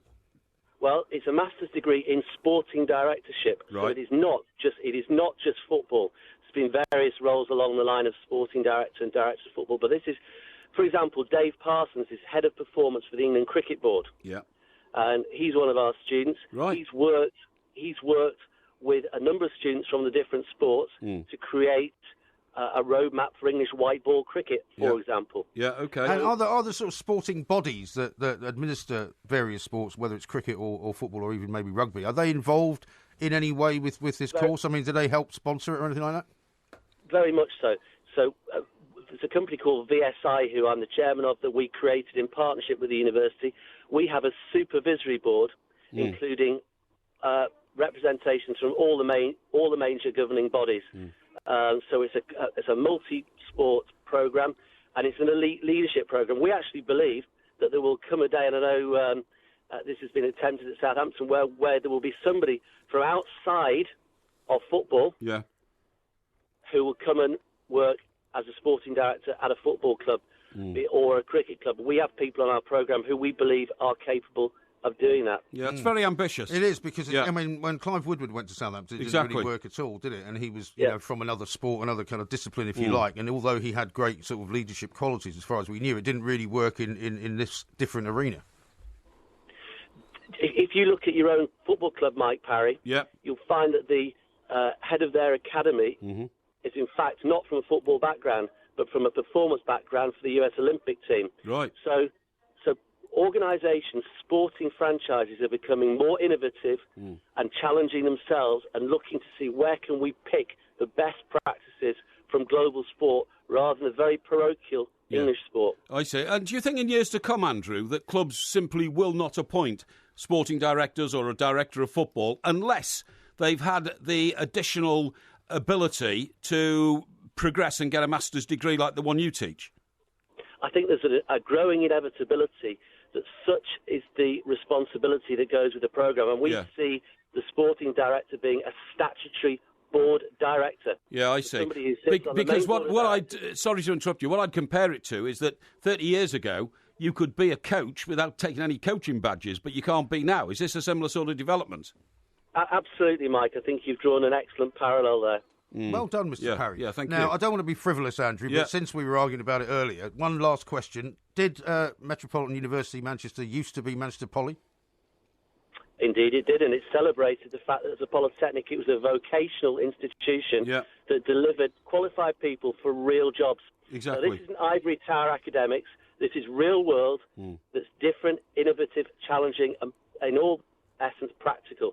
Yeah, excellent. Well, we'll look forward to Steve graduating and very much becoming the director of something or other. Yeah. Andrew, thank you very much. Thank you very much indeed, Andrew, for calling in. Fascinating stuff, this, isn't it? Oh, it is fascinating, I think, because it just shows you the way that the blue sky thinking is entering football. Yeah. You know what I mean? Did you know you had some guy at Everton from the US Olympic team? No, I didn't. And I don't know who the chap is. Why didn't you know that? Well, because Everton employ altogether over 400 people. So? And I don't know that's quite an important job, though, isn't the it? identity and the the responsibility of every single one of them. I think you're a bit sort of lacking in that. Do you? Area. Yeah, I don't care what you think. Don't you? No, because perhaps you tell me the sporting director of the club you support. I don't support a club. No, exactly. Yeah, So it's enough said. Why is that in any way relevant? Well, because if you're going to try and pick holes in my knowledge of my football club, I'm going to pick holes in your application to football itself. Okay. You think you might have had too much sugar this morning? No, not at all. Because in fact, I haven't had enough sugar. Well, we had a cup of coffee this morning, didn't we? We did. We went to Newcastle railway station. We did, yes. We had to get a train at 7:55. That's right. right? Most of the places that were selling food weren't open, strangely enough. No, absolutely. So we had to go to one place that was selling coffee. Yeah. I got my coffee without sugar. Yes. And I wasn't sure if he took sugar. So I said to the girl, well, I'll just ask him. And you said, yes. yes, I'd like some sugar. And Yes. she said, how many? And you said 6. Yes. You put 6 sugars in your cappuccino. I did, yeah. You're like a fly. Well, no, hang You're on. Jeff Goldblum. No, hang on. After Look. he's been in the old machine. Hang and on. changed his DNA. It wasn't 6 tablespoonfuls of sugar. It was 6 sachets. 6 little sachets. 6 little sachets, you know? Well, that's a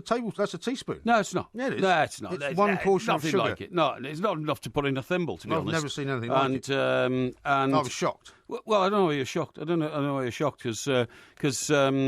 By the way, that was where we got the ham and cheese toasty. That was good. Very nice indeed. It was very I nice, really liked that. Absolutely. It was good. Well, thank it was you good for sharing breakfast, that. We'll talk some more about. Came back on the Rattler, had the breakfast and all that, and you're absolutely right. Train was at 5 to 8. Yeah. We were up at 6. Yeah. Taxi from Whitley Bay from our great hotel, the York House that you've dissed already. Well, I wouldn't say great. The disgrace. To Newcastle Central Station, but what a northeast morning it was, wasn't it? The rain was pitter-pattering on the window, the leaves were blowing in the wind, the sea was rolling in onto the beach at Whitley Bay. I couldn't see the sea. Yeah, I could, yeah. I never saw the sea the whole time we were there. Well, I went for a walk yesterday afternoon while I don't know what you were doing. I had a sleep. And I got my sort of fresh air in my lungs. Did you? Yeah. Excellent. Yeah. I'll tell you, there's another question I was going to ask you about the staff on the trains. They were wearing these kind of, high-vis vests, right? And on the back of the vest, it said, committed to enhance your experience. I know. What's that all about? I don't know. I don't know what sort of experience they're talking about, you know. Very strange. You know, it's the sort of thing like, I don't wish to be rude to the stuff, but it's the sort of thing a sex worker would wear. That's not the sort of thing we talk about. No, it's a family show. No, it's just a family show, and I agree. But, I mean, what it's an odd sign, isn't it? Very odd indeed. Yeah, I should have taken a picture of one so people believe me. It does actually say, committed to enhancing your experience. And, I mean... Don't you assume that when the staff are on a train, they are there to help you anyway? Yeah, really. It's not really an experience, is it? No. It's a train ride. Well, I suppose it is an experience in the sense that, I mean, we've said this before. Train drivers now believe they're airline pilots because every time you get a stop-and-start train down to Stockbroker-Belt, Surrey, you get the old, tannoy. Yeah, you get, please take all your belongings when you get off here. Thank you for travelling, on Southern and all this kind of stuff. And even when you're coming the other way, ladies and gentlemen, sorry about the hold-up getting into Victoria Station. We will be going again in 2 minutes' time and get you docked into Victoria, just 20 seconds late or something like that. I mean, it's bad enough sitting on a train with you because you never shut up, and then these people come on and they were talking almost the whole way. But we'll talk some more about that coming up. We're going to talk to Michael Dubrey as well, former Chelsea player, of course, to find out from him what he makes of their season so far. Yeah. This is talkSPORT.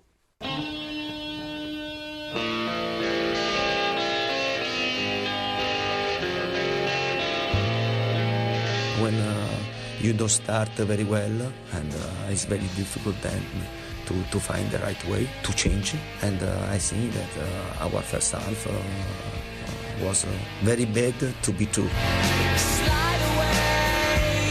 Gary Cahill, and Cahill dawdles, and Alexis Sanchez nicks it off him and runs away into the open half of the field, moves into the penalty area, chips it over the advancing goalkeeper and puts Arsenal into the lead. I think that today, from the first minutes, the attitude wasn't good. The attitude wasn't good? The attitude, yes. The attitude wasn't good. Here's Iwobi, out to the right, Bellerin, easy tapping for Theo Walcott, he scored! It's 2-0! The attitude wasn't good. Today, bad result, bad performance. We must reflect a lot after today. Özil's at the back post. If they can find him, they can. He slams it goalwards into the floor, off the post and in. And Arsenal are 3-0 up. It's a brilliant breakaway goal by the Gunners. It's important to understand that we can show to be a great team, not only on the paper. So Mr. Conte, the new Chelsea manager, thinks that the players' attitude was not right. Isn't it his job to get their attitude right, wouldn't you say? Yeah, would you say that Chelsea have perhaps lost their way slightly? Well, I mean, the evidence is in the results. Yeah. And after the first 3 games, they had 9 points, I think, didn't they? They won the first 3. Although, actually, there were signs, weren't there, in the first 3 games? They were getting very late winners and this sort of stuff and retrieving games, in the second half and that kind of stuff. But they must have lost their way because they're not now actually in the competitive shape. Well, they won those 3 games and then they haven't won since then. Yeah, exactly. Not the competitive shape that Manchester City are in and that Liverpool look like they're going to be in and that Tottenham and Arsenal are in, if you see what I mean. Indeed, and Manchester United possibly as well. Yeah, exactly, Let's talk to Michael Dubrey, former Chelsea player himself, of course, and find out what he makes of it all. Michael, very good afternoon to you. Afternoon, how you doing? Very well indeed, Is Michael. it a fair Thank question to ask whether Chelsea have lost their way a little bit? It seems it. You know, you can only go on current form and current performances, and it just seems they have lost their way, and certainly their defensive way. It was painful viewing for anyone blue side of London yesterday. Okay, Chelsea had a bit of a problem and all that, but are we underrating Arsenal's performance? Not at all, but it was made easy. It Yeah, was made very easy. If you've got quality players and you defend like that, you give them that much time and you don't put them under any pressure, you know, they're going to hurt you. And at times, lucky it was only 3. You know, and so not playing down their performance, but it was certainly made easy for them. Right. And I mean, when the manager talks about the players' attitude not being quite right, you read stories about Cesc Fabregas maybe going to West Ham or maybe leaving the club to go somewhere else. There's something kind of not quite right and balanced about the way things are at Chelsea, it seems. No, I mean, if the manager's saying attitudes of players are not right, we take his word for it. If players are always rumoured, he's always going to be rumoured with it. Since he's come to Chelsea, there's always this, he wants away and that sort of stuff. But, you know, you can see it's evident that the player's attitude wasn't right. It's just great that the manager has rubber-stamped it and say, no, it isn't right. And it's something that he has to deal with, and that's what these managers get paid all this money to sort out. But it wasn't right. You know, it's a London derby. It's a London derby. You're playing Arsenal, you're at the Emirates. What other incentive do you need to be up for the game, to sprint, to want to challenge, to have a little bit of fight? And there was none, apparently, on show. Yeah. Now, this may be very premature, Michael, but you know Chelsea as well as anybody. How long will Mr. Conte have to be able to convince Mr. Abramovich, who's a very ruthless and successful businessman, that he's the right man for the job? Because I get the impression once Mr. Abramovich has actually seen a light bulb go off in his head, this guy's not right for Chelsea, Right. as with Andre Villa-Boas, OK? He has no qualms at all. He decides, I've got to change. And even if it cost him £18 million, which I think it was reported it cost him to relieve Mr. Villa-Boas and all his assistants of their job, he will just do it. He will just do it. Yeah, he will, and especially if he sees somebody that he likes the look of better than Mr. Zola. Exactly. Here's the other question, Michael. Is it possible that that Conte's not quite ready for the Premier League? Yeah, good question. Yeah, listen, my personal opinion, I think that he's ready for the Premier League. He's a winner. And how many managers can you say that are winners? Yes, there's managers with great potential, and, you know, Villa-Boas had great potential. His winning record wasn't nowhere near Conte, so that will give Conte, you know, some leeway. I mean, he's a winner to get the team playing how he wants. We don't know the discussions that went on before. You know, Chelsea demand immediate success, demand Premier League, demand the Champions League. So it's immediate success. You know, there's no give it a 3-year plan. That's not, exactly. So I mean, so yes, but 5 games in, 6 games in, no. I mean, if we're coming Christmas and Chelsea in the bottom half of the table, we might start looking, you know, waiting for that, you know, chairman's vote of confidence shout, and then we're saying, well, he's out. Then, do you know what I mean? But at the moment, you know, it's new. It's new for the manager as well as what he's doing, the players under the manager. But I'd say he's got a little bit of leeway. I wouldn't say his head's on the chopping block just yet. Even though the manager, the chairman, is known for being ruthless, I think he's got a bit of leeway. Are you seeing anything different about the way he's trying to get them to play? Because it seems one of the effects of whatever he's doing is that they're not quite as kind of physical almost as they used to be. Not quite. I mean, you know, other teams are kind of bullying them a bit at the back. I didn't see them have a plan to play. I'd see player pass to him, he passed to him. There wasn't no, okay, you can look and say this is how they're playing. It just seemed to be passing the buck. You know, as schoolboy football players, you know, managers saying, take the game, have the ownership, you do it. But it just seems to be passing the buck. You have it. No, you have it. At the same time, everything going backwards. Physically, yeah, they're not as dominating. Arsenal, Chelsea used to bully. Arsenal was renowned, being bullied. It was tables turned, and that was so frustrating. At least I didn't see anyone, you know, I'm saying I'm old school, but at least like someone smash a player saying, well, it's the London derby, have a bit of passion. It was just so passive, and that was the frustrating and painful thing to watch. Yeah. Sure. Well, part of the beauty of the football calendar is you've only got usually 7 days to put things right. Now, they're going to Hull in their next game, Chelsea. They will see that as a massive opportunity to bang another 3 points up on the board and kill all talk of a slump, won't they? Yeah, it's another game. You get things to put things right very quickly, which is a great thing. So yes, they're saying, let's put things right. Let's sort things out from the back. Something that we've been renowned, especially since the Jose, he come first off. Chelsea solid. Now it's been we can get at these. There's a vulnerability about this Chelsea team, and everyone seems playing lack of confidence. But we can put it right. Chelsea go and win 2 games on the bounce. Yeah, all that talk is done. They're back up in and amongst top 4, and it was a blip. But at the moment, it's like crisis, which is that's the high pressure game that the players are playing in the Premier League. You lose 2 games, it is going to be crisis because you can't afford to lose 2 games. Exactly, and seeing David Luiz back there is not exactly kind of going to inspire you too much because everybody who plays Chelsea are going to look at him as a weak link, aren't they? Yeah, listen, I think the whole of the back 4. To be honest, Aspilicueta, he's solid. He's always going to, we're going to get from him. And he's solid performance, but as a back 4 in general, you can pick. There's 1 of 3 you can pick that look vulnerable, and teams will go and play on him. More outside of Ivanovic, who doesn't seem to want to defend or stop across or be part of a back 4. And Gary Cahill seems to be struggling for confidence. I just think now you need characters, you need personalities, you need people to be brave. Not brave in attack, we need brave. So you know what? Let's bring it on. Let's have us against them, and let's change their opinions. Yeah. Well, that's the answer to that question is probably John Terry, isn't it? But whether or not that's going to happen, who knows? Do you think he's going to last out the season then, Conte? Well, you'd be a madman to predict that he's going to be sacked before the end of the season at the moment. But what I'm saying is nobody should be unaware of the fact that Roman Abramovich he's not an oligarch billionaire.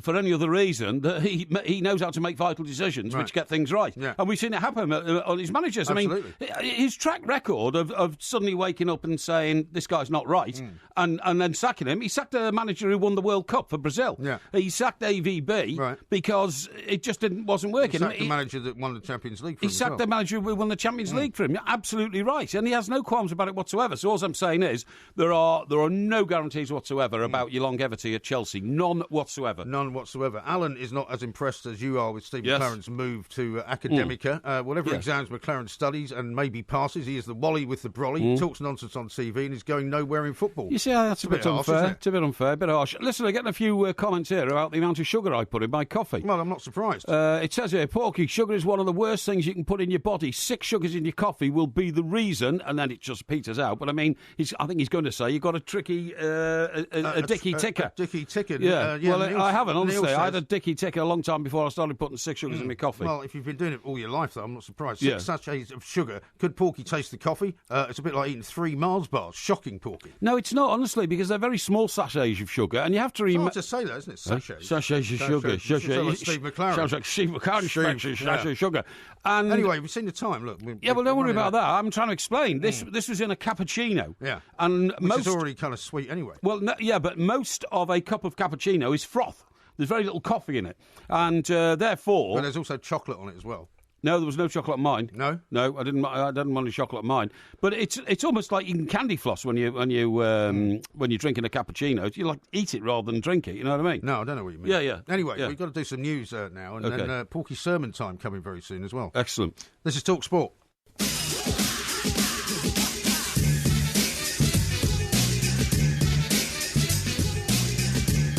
This is talkSPORT. We are the Two Mics. There will be a podcast coming out a little bit later on, of course. Here's one from Harry, who's not impressed with the old Academica scenario either. He says, what a load of cobbleros, duds like McLaren and Camoli, sporting directors, my backside. No wonder we aren't getting good players. Well, there's a popular view of that, but I mean, we did speak to the gentleman the academic who invented the course, and I've very rarely heard such a compelling support of something that somebody does. You know, he certainly was very serious about it. He was, yeah. Here's one from Harry. Fergie, Mourinho, Ancelotti, Wenger didn't need degrees. Is another pointless degree. Well, the thing is, an awful lot of businesses now have gone in that direction. Of course they have, yeah. If you want to work in the City of London, you need to have now a sort of MBA. You need a degree to work in journalism. You do, yeah. You can't walk into your local newspaper anymore at 16 and say, give me a job. That would have been a death knell for you, wouldn't it? You wouldn't have got in. No, well, not really, because I was more practical. Listen, there's one here. It says... I've just looked up the York House Hotel on its website. Yeah. It looks like a lovely hotel. It's 4-star, and it looks very smart indeed. Never 4-star. It is. It was 4 stars. What is old MG going on about? Well, and I think that's absolutely right. I think it's you can't have a 4-star really hotel without a bar, can you? Really rotten of you to lambast a hotel where we stayed last night, which was so good to us. The owner even got up this morning early to make sure we got on our way in time. I mean, that's pretty perhaps he wanted committed. to see you off the premises, perhaps. No, he wanted to see me off the premises at all. Now then, by the way, you got a cup of tea there. How many sugars you got in that? None. I never have. So how can you have coffee with 6 sugars and tea with none at all? I don't know. How does that work? I don't know. I used to take sugar in my tea when I was a kid, and then one time, I don't know why, we didn't have any sugar, a bit like...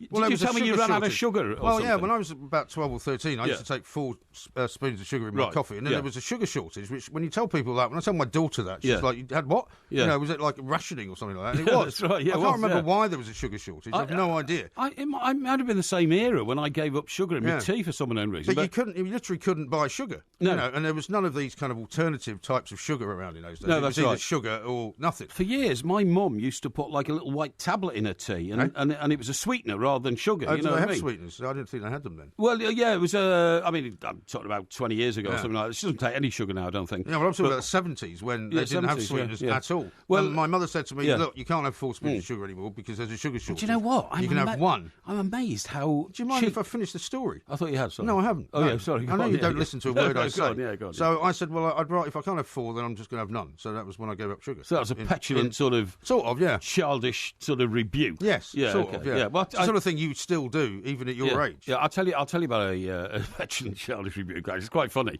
We're lucky enough in our generation to have worked with journalists who worked with the great kings of Fleet Street, like Lord Beaverbrook. Lord Beaverbrook, the sort of proprietor. The proprietor, yeah. Types. So you remember old Ross Mark, who used to be our Washington correspondent? Yeah. He was a great guy, an Australian, and he worked for everybody. He knew Beaverbrook very well. And he's very well connected in Washington as well. He's very well connected. I mean, Ross Mark used to be invited down to the Texas ranch of Lyndon Baines Johnson to sit there and have dinner with the President of the United States of America, who valued his opinions on things because he was not American and he wasn't British. He was an Australian, you know. But Ross is a great guy, and every summer, Lord Beaverbrook, the legendary founder of the Daily Express, and the man who owned it when it was selling 4 million a day. Right. I think it sells now about half a million, I think, if you're lucky. Is it half a million? I was going to say about 400,000, I think. But anyway, there you go. He used to invite Ross over to... Lord Beaverbrook had a huge spread in Surrey somewhere, you know.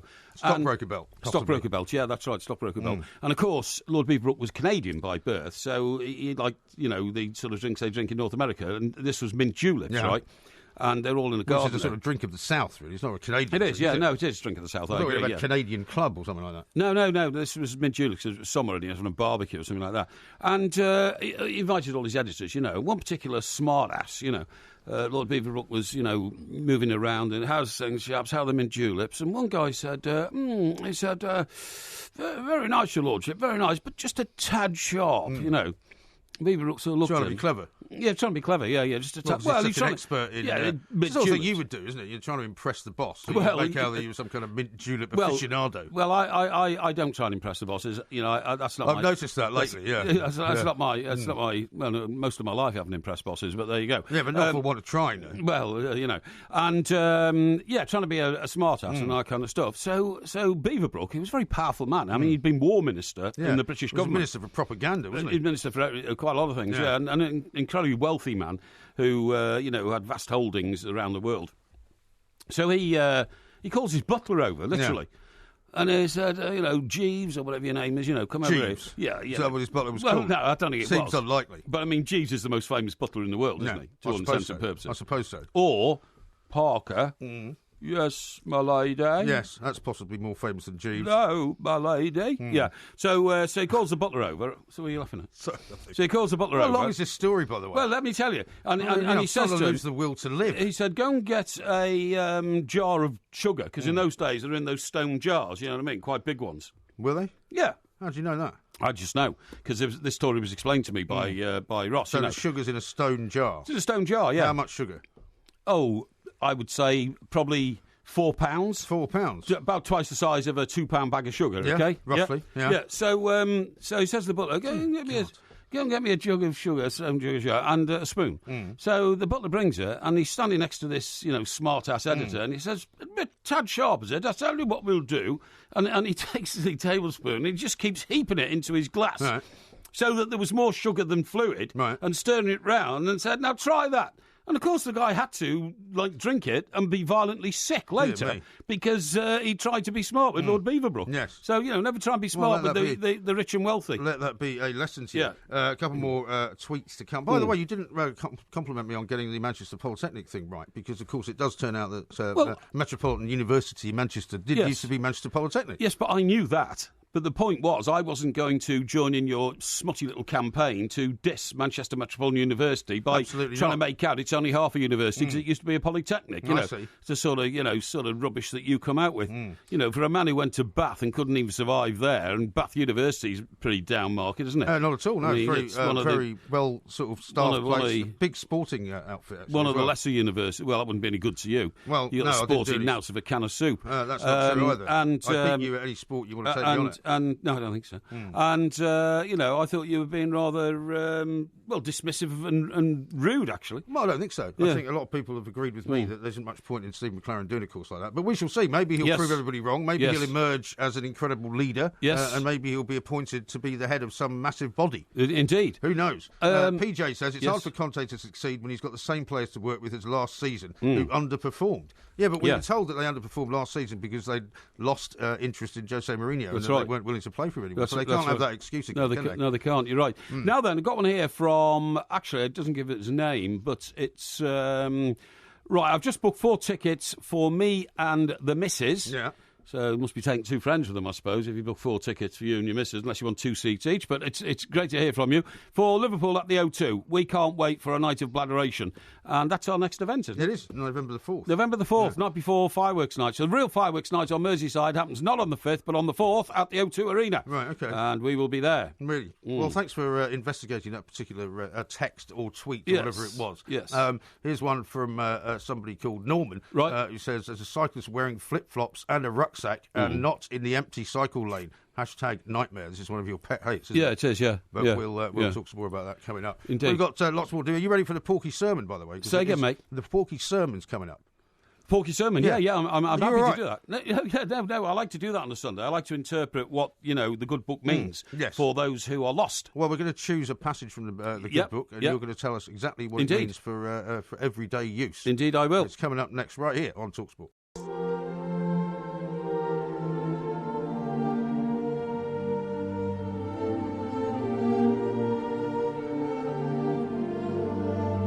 Feeling suitably solemn. Yeah, I like this. Yeah? It's the bit of a 42nd psalm. Is it? Isn't it? Oh, I don't know. Yeah, I think it is, yeah. If you say so. Yeah. You're the one giving the sermon. 42nd Street, I always remember, was where we worked in New York. Yeah. No. On 42nd Street, 42nd and 2nd, wasn't it? And third. Between 2nd and 3rd, yeah. And so I always remember raving on about that? We're supposed to be doing the Porky sermon. Yeah, I know, but it always reminds me of it. Does it? Yeah. What's the most famous building on 42nd Street? Grand Central Station. That's why I always remember it. Yeah, I suppose so. Yeah, absolutely. Very possibly. Anyway, are you ready? Yes, I'm ready, yeah. Because we have a passage here from the good book from Philippians, actually. Philippians, I'm going to read it out the 8th book of the New Bible. It certainly is. Yeah. Thank you. I'm not sure if it's the 8th, but you may be right. It is, yeah. Anyway, have a listen to this and then tell us precisely what it means, right, for sort of modern day life, right? Yes. Rejoice in the Lord always. I will say it again. Rejoice. Let your gentleness be evident to all. The Lord is near. Do not be anxious about anything, but in every situation, by prayer and petition, with thanksgiving, present your requests to God. And the peace of God, which transcends all understanding, will guard your hearts and your minds in Christ Jesus. Finally, brothers and sisters, whatever is true, whatever is noble, whatever is right, whatever is pure, whatever is lovely, whatever is admirable, if anything is excellent or praiseworthy, think about such things. Whatever you have learned or received or heard from me or seen in me, put into practice, and the God of peace will be with you. Okay. What do you make of that? Well, I'll study this in detail, and I'll interpret every line for you, okay? Yeah, okay. First of all, do you know that the second sentence, I will say it again, rejoice, was where Mrs. Thatcher got the famous quote from when we retook South Georgia. Remember, she stood on the steps of Downing Street? Yes. And said, rejoice. Rejoice. You think it came from here? It came from there, yeah, Really? definitely. Yeah, definitely. Yeah. I found that out a few years later. Okay. But rejoice in the Lord always. What that means is, if you have a belief, stick by your beliefs, okay? If you believe there's an inspiration in life, stick by that inspiration. Right. So, for instance, I believe that you're inspired by the work I do sitting next to you in a radio studio, okay? You might be wrong about that. Well, I think I'm pretty right. Maybe you could direct it to the West Ham fans, if they're going to the game. Well, no, you can't actually, because... Why not? Because their belief is not working at the moment. That's what I'm saying. But the belief has to be there, doesn't it? Well, no, you have to believe not so much in the actions and activities of people. You have to rejoice and stick by the things that inspire you in life, okay? Because I guess there's not much to rejoice, really. Well, that's right, absolutely. I mean, what I'm saying is, if you believe that to be honest and clear and precise in your dealings in life with other people, stick by it. Never go down into the gutter and try and do certain people dwell. Exactly, and do terrible things. Okay. Right, okay. So it says, "Let your gentleness be evident to all." Now you know what that is. No. Do you know who read that and then issued the famous quote? Teddy Roosevelt. Oh yeah. Speak quiet, speak softly, and carry a big stick. Yes. Okay. That's what that's all about. Okay. Let your gentleness be evident to all. Okay. The Lord is near. So that means basically that you have access to your inner beliefs. You have access to your inspiration, okay? Do not be anxious about anything, but in every situation, by prayer and petition, with thanksgiving, present your request to God. Now, what that means is, it means that when things go wrong... No, it doesn't actually. It means that stop worrying about things going wrong, because if you have that solid belief and that confidence in life, things won't go wrong. Well, I've said that to you many times. There's no point worrying about things you can't do anything about. Well, that's right, yeah. I mean, but you still do. That's largely it. Well, yeah, but you see, that's because I take such a serious attitude towards life. When your dilettante approach and your alley cat morals and your loose drinking behaviour. Is that why you went to bed early last night? Sorry? Is that why you went to bed early last night? Yeah, I did, to make sure I could... Who's banging on your door at 10 to 6 this morning? Well, was it you? Me. Oh, right. Try and get you out of bed and get you into a taxi to get us to... I thought it was 10 to 7, actually. It was 10 to 7, you're absolutely right. I was up from 6 o'clock and no sign of you. I thought, you must have gone for an early morning walk along the beach in Whitley Bay. That'd be ridiculous. But you were so comatose, you didn't hear me. Sleeping, yeah. You did, yeah. So I had to bang more on the door, and eventually you stirred. Now then, and the peace of God, which transcends all understanding, will guard your hearts and your minds in Christ Jesus, okay? But again, let's not focus on God and Christ Jesus. Let's focus on our beliefs. What it's saying is... So you mean you don't have to be religious to follow this particular No, not at all. Not at all. Don't panic in any situation, and what you'll find is you will have an inner sense of calm. Oh, yeah. The inner sense of calm, okay? And then it says, finally, brothers and sisters... What was that great song? The brothers and sisters, we all work together. Huh? You know, don't brothers know. and sisters. No, don't recognise it at all. I can't remember which group it is. That doesn't sound like anything I've ever But heard. anyway, that's the line from there. No. Now, brothers and sisters, so that means mankind. Yeah. That means mankind. That means all of us. Whatever is true, whatever is noble. Now, nobility is one of my favourite words. That's nothing to do with West Ham. Well, no, Mark Noble, obviously. But nobility is one of my favourite words because I believe without nobility, you're nothing. A human being without nobility, I mean, funny enough, I was on another programme earlier this week talking about the nobility. Oh, another programme? The nobility. Well, you've been on quite a few other programmes, haven't you, this The week? nobility of giving up your seat for a woman who is, disabled and needs a seat when you sit there and you don't. It's not noble, and I don't like the unnobility, okay? So whatever is noble, whatever is right, whatever is pure, whatever is lovely, whatever is admirable, all the virtues I carry in life, all the virtues I carry, if anything is excellent or praiseworthy, again, I like to say to people, you've done a great job, well done, thank you very much indeed. That's why so much of the production staff here at talkSPORT love working with me. Is that right? I'm very fulsome in my praise for what they do and that kind of stuff, you know what I mean? Yeah, and you never try and claim credit for something that you didn't do, either. I wouldn't dream of it. I wouldn't dream of it. No, That's never happened. No, I dish out praise where it's due. And think about such things. Now, and the last line here, I've got to do this really, really precisely, haven't I, and succinctly. Succinctly, yeah, and precisely. That's right, yeah. Whatever you have learned or received or heard from me, that is like the Almighty. Right. The Almighty. Yeah, not me. I'm not the Almighty. No, I'm saying this is a quote from the Almighty. Or seen in me. So this means I will be your example. It is my responsibility to guide you in life. So whatever you have learned or received or heard from me or seen in me, put into practice. So basically, this is telling your flock that, I will lead from the front. Yes. I mean, it's a very good way of explaining, like, dressing room culture in football. Right. If the manager says, look, this is what we're going to do, believe in me, I'm telling you, learn from me and do it, OK? And the final line... Some of them are more successful at it than others, of course. Yeah, exactly. But the final line sums it all up, and the God of peace will be with you. That means... Nothing to do with God again, nothing to do with Jesus Christ, contentment in your head. Right. Contentment in your head. So you can go about your daily life without, feeling the frustrations, the anxieties, the depressions that a lot of people suffer if they don't have the innate belief and the innate ability to calm their mind at all times. Really? Okay. Well, you've certainly calmed my mind. Yeah, I thought it was into a coma. I thought excuse me. By the way, a couple of people have pointed out, that was the Porky sermon, by the way. Yes, thank you. We do away with that ridiculous music now. Apparently it's the 23rd Psalm, by the way, the Lord is my shepherd, not the 42nd. 23rd. So you can talk about 23rd Street if you want.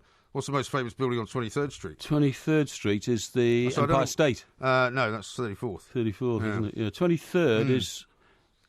It's not the Chrysler, is it? The Chelsea Hotel. Chelsea Hotel. Where Sid and Nancy had their problem. And Dylan Thomas. That's right. Yeah, that's right, yeah. Yeah. No. How about this from William? The latest in the Women's Super League, Manchester City 1, Chelsea 0. Oh. That's the ladies' event. So we'll keep you updated with that. OK, that's good. Yeah. Now then, there was an issue I wanted to raise with you, OK? And it's about the disintegration of the political scene in this country. How do you mean? Well, Mr Corbyn has been re-elected now with an increased majority. Which everyone expected to happen. Absolutely expected to happen. Because the guy that he was up against, Owen Smith, yes, a former BBC producer, yes, wasn't ever going to get any votes at all. No, I know. But the reason I say the disintegration is because actually nobody anymore believes in anything, do they? No. In terms of politics? No. What I'm saying is we have no conviction politicians. Mrs May might turn out to be a conviction politician. She might. But the problem with David Cameron, the outgoing Prime Minister... Who's now being monstered at every sort of turn, isn't he? He certainly is. Yeah. Old Lord What's-His-Name has put a new chapter into his book. What's his name? Lord Ashcroft. Lord Ashcroft, who accused him of, the pig's But there was a lot head of stuff in that book that didn't turn out to be precisely accurate. Exactly. But what I'm saying is that conviction politicians are people who actually do what they believe they should do, right? And non-conviction politicians, but quite often as well, regardless of whether they might actually get kicked out of office. We haven't had any politicians like that for a long time. Absolutely, I totally agree. But non-conviction politicians do what they think people would like them to do. You might say Jeremy Corbyn's a bit of a conviction politician. However, all the bookies are now saying you'll never get elected as Prime Minister. Yeah, no, totally agree. You're absolutely right. But that's because of a very sort of weird kind of feeling that on the Labour side of politics now, the people who are in charge want to purify the actual movement. Yeah, well, the people who are in charge... Rather than aim for government, which in a way you can respect, I suppose, can't you? Well, I suppose so. Yeah. What's your point, though? My point is that until we get conviction politicians back, we're doomed. Yeah. Because there's no conviction politicians. You just told us all about the belief system and how everything was going to be all right as long as you believed Well, this is the very reason why I've raised it with you, because if conviction politicians followed the path of the Philippians, which I've just explained to you from the Porky sermon, then we would have hope for the world. But, until then, I fear for it. Do you? I fear for it. OK, well, don't worry about it. There's nothing you can do. Yeah. Coming up in the next hour, we're going to do Heroes and Villains. Yes. There's plenty of heroes and villains out there, actually. Yeah. And would you like to make any rules about the heroes and villains this week? They're going to have to be judged by Matt behind the glass. But do they have to just be limited to sporting heroes and villains? No. Or not can they not be at anything? all. Not at all. I want a broader canvas because, you've got to remember the world is too insular to say the world is a football match. Yes. The football matches are very important. They are. Football matches take the place of wars in modern society, because if men can't, compete with each other, the outcome of that could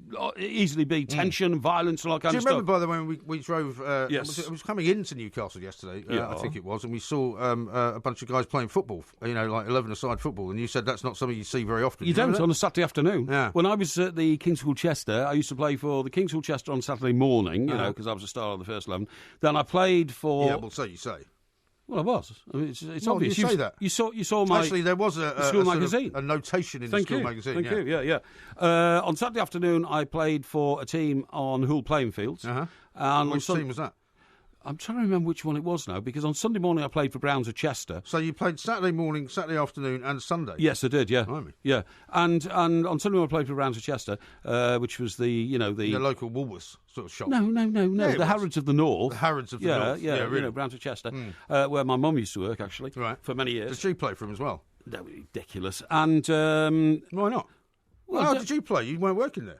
Oh, no, I was a ringer. You were a ringer? Yeah, because my mate, through my mum, I used to go and see her sometimes, my mate was the dispatch manager. Was he? So when people bought all this very expensive furniture from Browns of Chester, the Harrods of the North... Harrods of the North. He was the guy who had to get the boys to cart it onto the lorry. It's actually the Debenhams of the North, because that's what it is now. Well, so what? It's the Debenhams. Well, it's not Harrods, is it? Well, you're telling me that Debenhams of Oxford Street is not a first-class store? It's all right, but it's not Harrods, is it? Well, it's a first-class store. How about this from Stoney? Yeah. Mike Parry always says, what I'm saying is, when he furiously starts treading water, trying to work out what he's saying himself. No. I definitely told you that. Now then, the song that I was referring to, Brothers and Sisters, is because, very helpfully, a correspondent has said, why does Porky... Oh, no, hang on, sorry. What is wrong with you? Right. I think you should have had more sleep, to be honest. Sorry. It says... You should have got up at 6. The song with the line, which starts with the line, Brothers and Sisters, we'll all come together. No. He said that is Be Thankful for What You've Got by William Devaughan. Really? I've never heard of William Devaughan. Neither have I. No. Sounds like one of those kind of possibly sort of gospel-type songs. Well, we'll maybe try and play some of it later on. And somebody here says, what on earth is Porky going on about? He's pathetic. That's a bit harsh. Yeah, you are. You've gone mad. I think it's time for a line down. This is talkSPORT.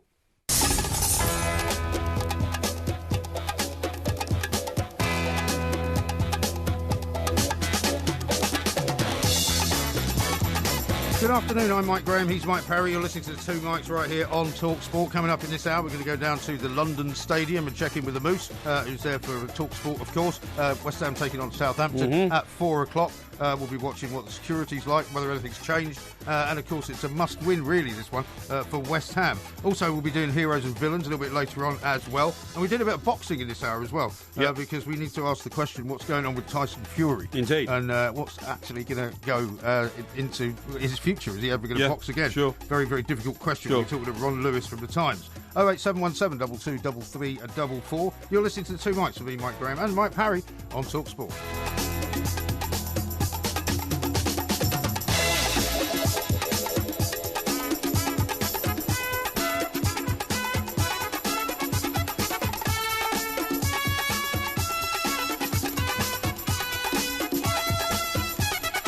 Very, very interesting results over the course of the weekend so far in the Premier League. This afternoon at 4 o'clock, it's time for West Ham to see whether they can stop their losing streak and get a win against Southampton. The Moose is at the London Stadium to tell us some team news and to give us the feel of the place. Moose, very good afternoon to you. Yeah, good afternoon. It's certainly one that West Ham need to win. They've only won once this season in the Premier League. That was here on their opening bow in the London Stadium against Bournemouth. A rather unconvincing 1-0 win with Mikel Antonio heading a goal. He's headed the goal in every game so far this season for West Ham and has 5 to his name and certainly has been the one bright spark. West Ham today have a different formation and obviously a different team because there's no recognised left back at the club. Is now fit after Masuaku on Wednesday managed to do his knee ligaments, so he's out for a while. So too Aaron Cresswell. So the former World Cup winner with Spain and Liverpool player Arbeloa, normally a right back, will play at left back today. Adrian is in goal. Nordtveit continues at right back as he did against Accrington. Reid, Ogbonna, they stay the same, and Arbeloa switches to left back. In midfield, it's a 5-man midfield of Antonio, Kouate, Noble, Lanzini and Pyatt, who got the winner here on Wednesday. And Zaza keeps his place up front, played 3 times now for West Ham, yet to get a goal. On the bench, Randolph, Barham, Oxford, Obiang, Fernandez, Faguli and Fletcher. As for Southampton, well, they arrive here in good form. They've won their last 3.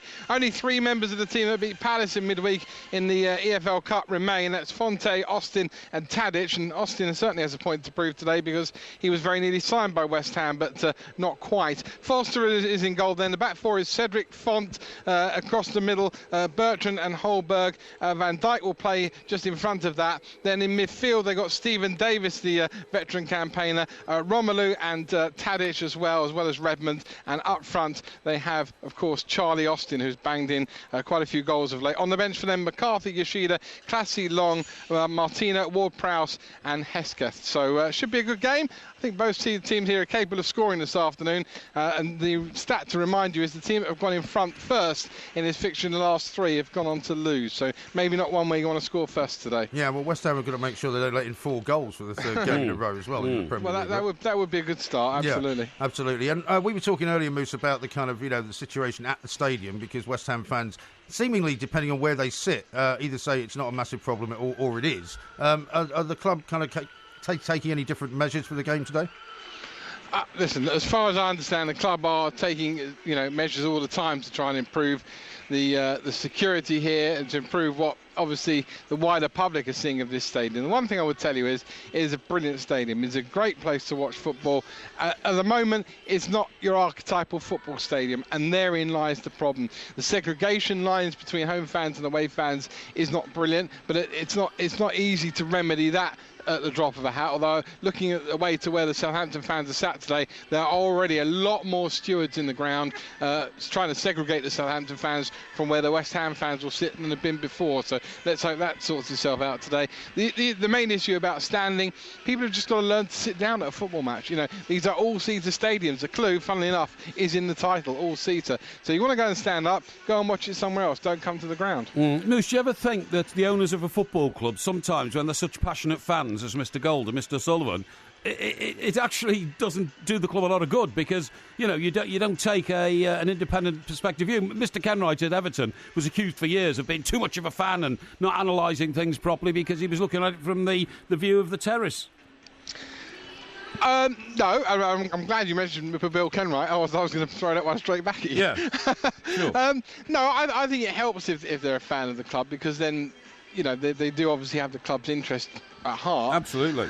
The one thing I would say is that that Golden Sullivan's dream when they arrived at Upton Park 6 years ago was what is happening today. West Ham to be playing here in a stadium that holds 57,000, go up to 66 as a maximum. And they've achieved that. They've moved West Ham in here. Now, whenever you move to a house, Mike, there's always teething troubles. Totally agree. There's always things. If Everton ever get their dream of moving to a new stadium, it's not a bed of roses. You don't just walk in, get the keys and go, wow, and everything is as it was. Southampton when they moved to St Mary's from the Dell, Arsenal when they moved to the Emirates from Highbury, Spurs are finding it this season playing their Champions League football at Wembley.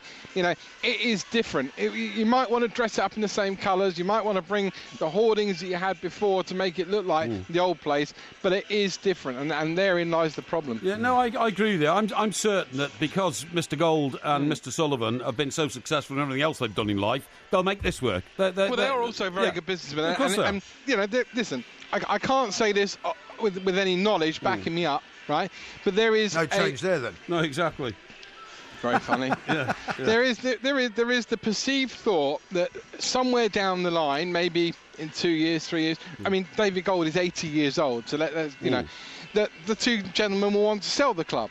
Now, if they want to sell the club, and it has to be A, in the Premier League, it has to be B, doing pretty well in the Premier League, you'd have thought, but C, the problems that are currently being encountered off the field have to be sorted out.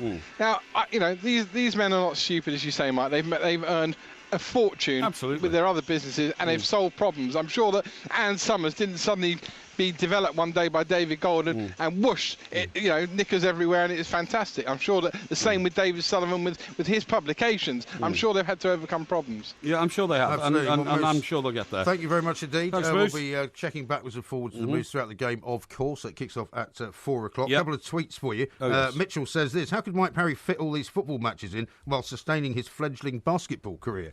Something else you claim to be a very good sportsman. I didn't say I had a fledgling basketball career. You were very good at basketball. Well, that was when I was at the King's School Chester, and I used to play in the gym.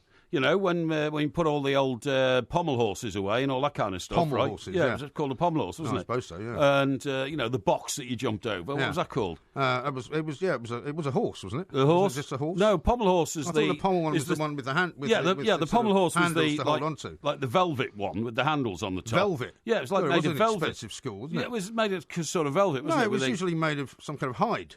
Not velvet. No, ours was made of velvet. Had a velvet. Yeah, we had a velvet one. Horse. And the box was the it was a box actually, wasn't it? That you jumped over. Yeah, and you had a padded cushion on the top. Parts that you could sort of remove. Yeah, that's right. Make it must bigger. Have had to make it quite low for you. Yeah, no, you idiot. I was normal height. I was in the annual King's School Chester gym display at the summer fair. The gym display. Yeah, that's right. Did you make like a pyramid and go on the back of a motorbike? Yeah, well, not on the back of a motorbike, but we made pyramids and that kind of stuff. And really? I was given the honour one year of being the star gymnast. Are there any pictures of this?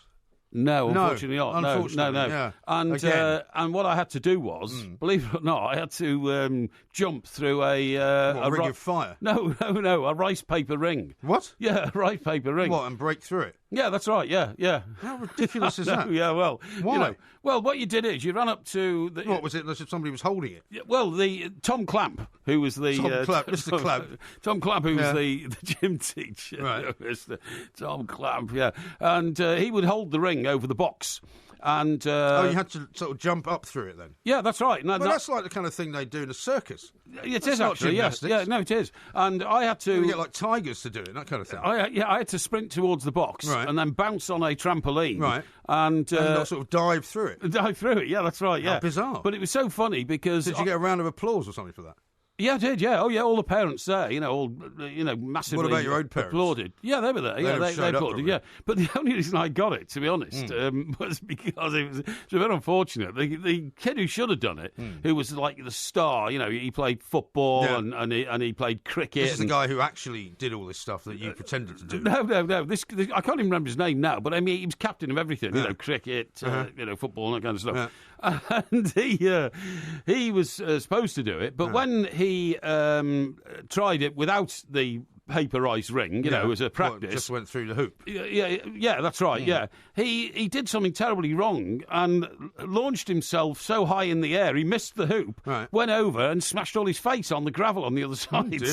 So he couldn't do it on the day because it's pretty basic, isn't it, to jump through a hoop? Well, you'd think so, yeah, but he got his trajectory. Did you have like a springboard as well? That's what I said, like a trampoline, that you came off to hurl yourself through the rice paper hoop, and he got it completely wrong. And we had to take him out of the display altogether because all his wounds kept bleeding on his white PE kit. Dear. Yeah, so we had to get rid of him. What a very odd thing to do. Well, yeah, I agree. How about this from Pete? He said 2 questions. 1, when are you on next? 2, between now and then, when will Porky be sleeping? Oh, well, I sleep all the time, obviously, like everybody else. You hardly ever sleep. Well, we don't need much sleep, do we? When we do things like we did last night. I mean, you don't miss it really if you're keeping active. That's what I think. An active mind doesn't need a lot of sleep. Occasionally, you do hit the wall, though, don't you? No, and you start talking gibberish. No, I don't know. It's happened many times. Now, Will says, was Porky not on about the Drifters song, like Sister and Brother? I think it was. It was a Drifters song. Yeah, I've just been told that. I don't know why somebody told me it was written by some guy called William Van Dyke or something, or something like that. Will Van Dyke. I think he's playing this afternoon. Yeah, he probably is. Yeah. Anyway, lots more to come. Right here, we're going to talk to Ron Lewis from the Times about boxing, what's going on with Tyson Fury, and of course Crawler as well, losing last night. Jason Cundy's coming in too a little bit later on. This is talkSPORT. It was a close fight. I ain't got no complaints. I watch it back and I made a few mistakes. Walked onto a few sharp counters, what Joe told me to throw. So a bit disappointed in that, but I'm just disappointed I couldn't win these belts for this city of Manchester. Go away, obviously. I'm absolutely gutted. Listen, it's a pleasure to share the ring with a great like Jorge Linares, but I don't celebrate losing. I'm absolutely gutted.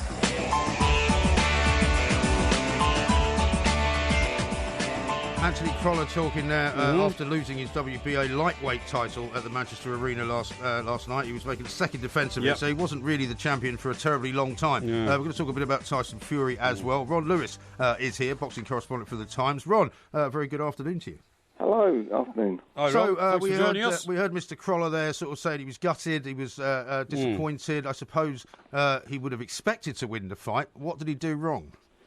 I think he was in with a very good fighter. I think there are levels in all sports, particularly in boxing, and it was a very tight fight for a long way. But in the last 4 rounds, Linares really showed his class. He sort of stepped up another gear and just pulled away. And there are a couple of differences between them. One, Linares sort of seemed capable of hurting Anthony when he landed, whereas Anthony didn't really seem to have the same effect as punches on Linares, and over 12 rounds that kind of told, and in the end Linares was a worthy winner. And so what does Crolla do now? Will he sort of try and make his way back? What's his next? Well, no, they're looking at a straight rematch. Actually, because Crolla was the champion, they actually built a rematch clause into the fight. Linares was obviously well paid, and he's happy to come back. He obviously thinks he can beat Crolla again. Okay. And they're looking at that probably March, maybe end of February, March next year. And do you think he can beat him second time around? He does have a very good record in rematches. I mean, when he won the title, he drew first time with a guy, Darley Perez, and then knocked him out in the rematch. He got stopped earlier on in his career by Derry Matthews, and he drew the rematch of them, which I thought he just about edged. But so he is a guy. He's a very good guy for learning from his mistakes and working on game plans. And I'm sure he'll sit down for the next 3 months and torture himself with that video. And he's no stranger to adversity, either, is he? Well, yeah. I mean, he is somebody who really loves his sport and really learns and really works on it. I mean, he lost one of his really early fights. I remember a 6-rounder he lost, and he just goes away, and he's never let defeat really get him down, and he's learned from it. You get some boxers who one defeat can sort of sap all their self-confidence, but Crolla's not like that at all. He's improved, and even though he lost on Saturday, he's better now than he's ever been. So, Linares is still a huge arse. Linares is a triple-weight world champion. He's not that for nothing, and he's a really good fighter, but he'd fancy his chances, I think. He certainly would. Now, Ron, moving on to the other big boxing story this morning. I think it's a big story. This afternoon, you mean? This afternoon, yeah. What is going on with Tyson Fury? Where are we at with that? Will this man ever put on a pair of gloves again? Well, that's the big question now, is actually, will he ever box again? I mean, it's almost extraordinary that 10 months ago he came back from Germany after what many people thought was a kind of impossible feat, winning the world heavyweight title out there. Yeah. And he hasn't boxed since, and he might not box again. No. I mean, he was meant to be getting £5 million apparently for facing Klitschko next month. That's not going to happen. Looks like it'll probably never happen. And he could have got double that probably next summer for fighting Anthony Joshua. And that looks a sort of pipe dream now. But I mean, that in itself raises huge questions. How can a man afford to give away 15 million quid? Don't care how rich he is. Well, I mean, he can't. Seemingly, he can't get it together to actually go and train for the fights. And he's got some mental block. You mean? Literally.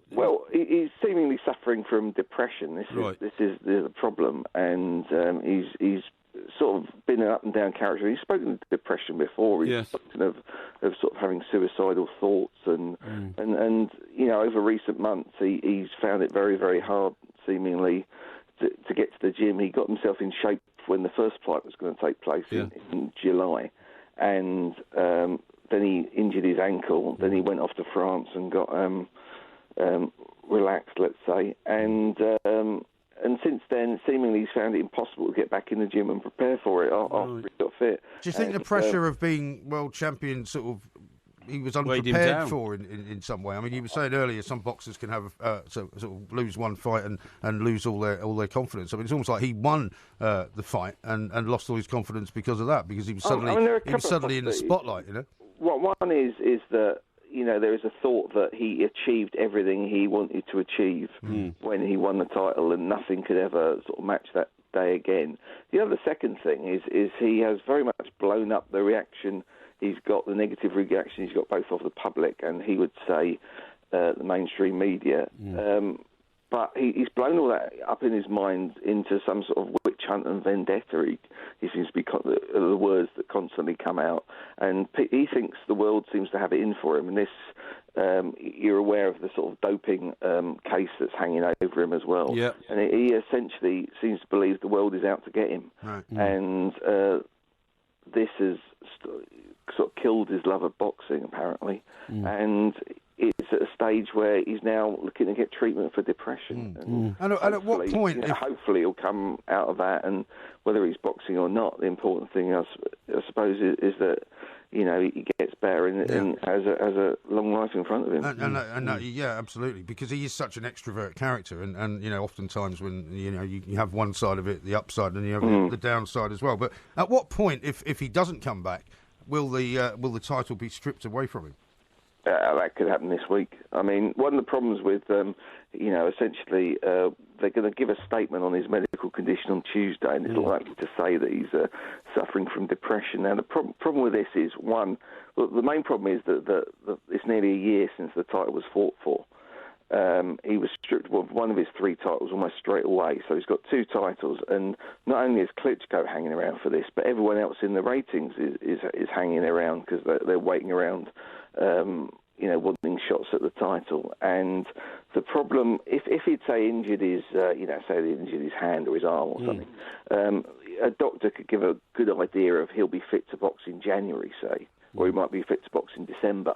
But with depression or a mental health problem, it's very difficult for anyone to say when he will be ready to box. And this makes it very difficult to say what can they do, because they can't just say, well, no one can box for the titles again. A lot of the governing bodies these days have situations where they call people suffer long-term injuries and they say they're champion in recess. That essentially allows someone else to box for the title, and they're supposedly ensured of it. As soon as they're fit to box, they get the first shot back at the title. And I think that is almost certain what's going to happen, and that could happen as early as next week. Right. And I mean, usually there's sort of signals coming out of Tyson Fury's camp, whether it's one of his trainers or whether it's a member of his family or whatever. I mean, are they saying anything at all at the moment? Peter, his trainer, said something on a website, IFL TV, yesterday. He gave an interview, and essentially, he said he feels that the world's against him, and he really feels he's been pushed to the edge. He's an up and down character, but he must have read his own writings. Rod, you know what I mean? I mean, everything he's been criticised for has essentially come out of his own mouth. Yeah, exactly. And so it's not as if it's not easy. It's not difficult to write a controversial story about Tyson Fury. No, everything. There are times. There are lots of things that haven't been written that a lot of people have heard him say, yes. And the difficulty I think for him to understand was that he essentially would always say controversial things, but until he became world heavyweight champion, no one really took him. Nobody was listening. That's what I wanted. That's right. Whether he wasn't really prepared. Yeah. All of a sudden, he became a famous person, and everything he'd been saying for ages was suddenly getting to a whole new audience, and it was realising, he's just not, he's an important person all of a sudden, not just the crazy guy down the street. Sure. Let's talk a little bit about Anthony Joshua, Rob. We've got a lot of time. He's got a fight booked in November, but he hasn't got an opponent. He has, and that'll probably be announced next week as well. The most likely person seems to be a guy called Joseph Parker, who's his mandatory contender, who's from New Zealand. He's an unbeaten young fighter. Looks really good fighter, actually. He's actually got a fight next Saturday, I think. And presumably, obviously, if he gets to that without injury, that is the one that they will look to make. He's got to fight him either now or in his next fight. And I think they'd happily try and arrange it for now. So that would sort of free up, what could happen with Fury and titles becoming vacant and that sort of thing. There could be other opportunities early next year, which they might aim for. Okay. Indeed. Great stuff. Yep. Well, Ron, thank you very much. Thank you very much indeed. Ron Lewis from the Times there. Troubles for Tyson Fury. A new opponent perhaps for Anthony Joshua. This week it could all be sorted out, Porky, which would be good, really, wouldn't indeed. it? And you have to sort of wish Tyson Fury all the best, really. Of course you do. Of course you do. Comes back in some way, shape or form. I think your point, actually, is probably a valid one. When you take on the mantle of World Heavyweight Champion, your behaviour has to be different because it's under more examination than it has been before, and I don't think he's been able to adjust to that. I don't think he has. I think he says to himself sometimes, why can't I say what I'm thinking? Why can't I say what I believe? The fact that some of his beliefs and some of what he says is so unpalatable to the rest of society doesn't seem to really occur to him. Resonate with him. No, absolutely right. Now, coming up, we've got loads going on. We're going to talk to Jason Cundy ahead of the show coming up after this at 4 o'clock, of course. West Ham kicking off at 4 as well against Southampton. And we're going to do a bit of heroes and villains. Indeed. So I hope you've got two of each prepared. Indeed. This is talkSPORT. Coming up at 4 o'clock, of course, it is Jason Cundy joining us, and he's going to be taking your calls on all manner of things. Jason, a very good afternoon. Boys. How nice to see you at this time. Normally it's the other way around, right? It is normally, you guys are taking over from me, but it's a bit of a role reversal. Well, it's a bit of role reversal is never a bad thing. No, it's not. It's a bit of variety. Spice of life. It is indeed, some would say. Yes. How's the weekend been, considering the result of the Chelsea scenario? Well, that kind of, affects the weekend. It does, doesn't it? It's Takes not the the gloss result. off it. It's not the result. It's the dreadful performance. I mean, I have to give Arsenal were magnificent and taught Chelsea a lesson. Yeah. Superior in every ran part. them ragged, really, didn't they? Completely. What can you say about it? Where do you start? Okay, I've got loads of places I can start. Yeah. I'll be talking about that with Darren Lewis. There's a number of players at Chelsea that ain't good enough. It's simple as that. Is Fabregas going to go, do you think? He ain't the problem. There's a number. Branislav Ivanovic, best days are behind him. Shouldn't Mr. Conte have spotted all this before the season started? I don't think he's been backed. I don't think he's actually been really backed personally. Every time you bring an international manager into a club when he's just come from a tournament, he's way behind the pace, isn't he?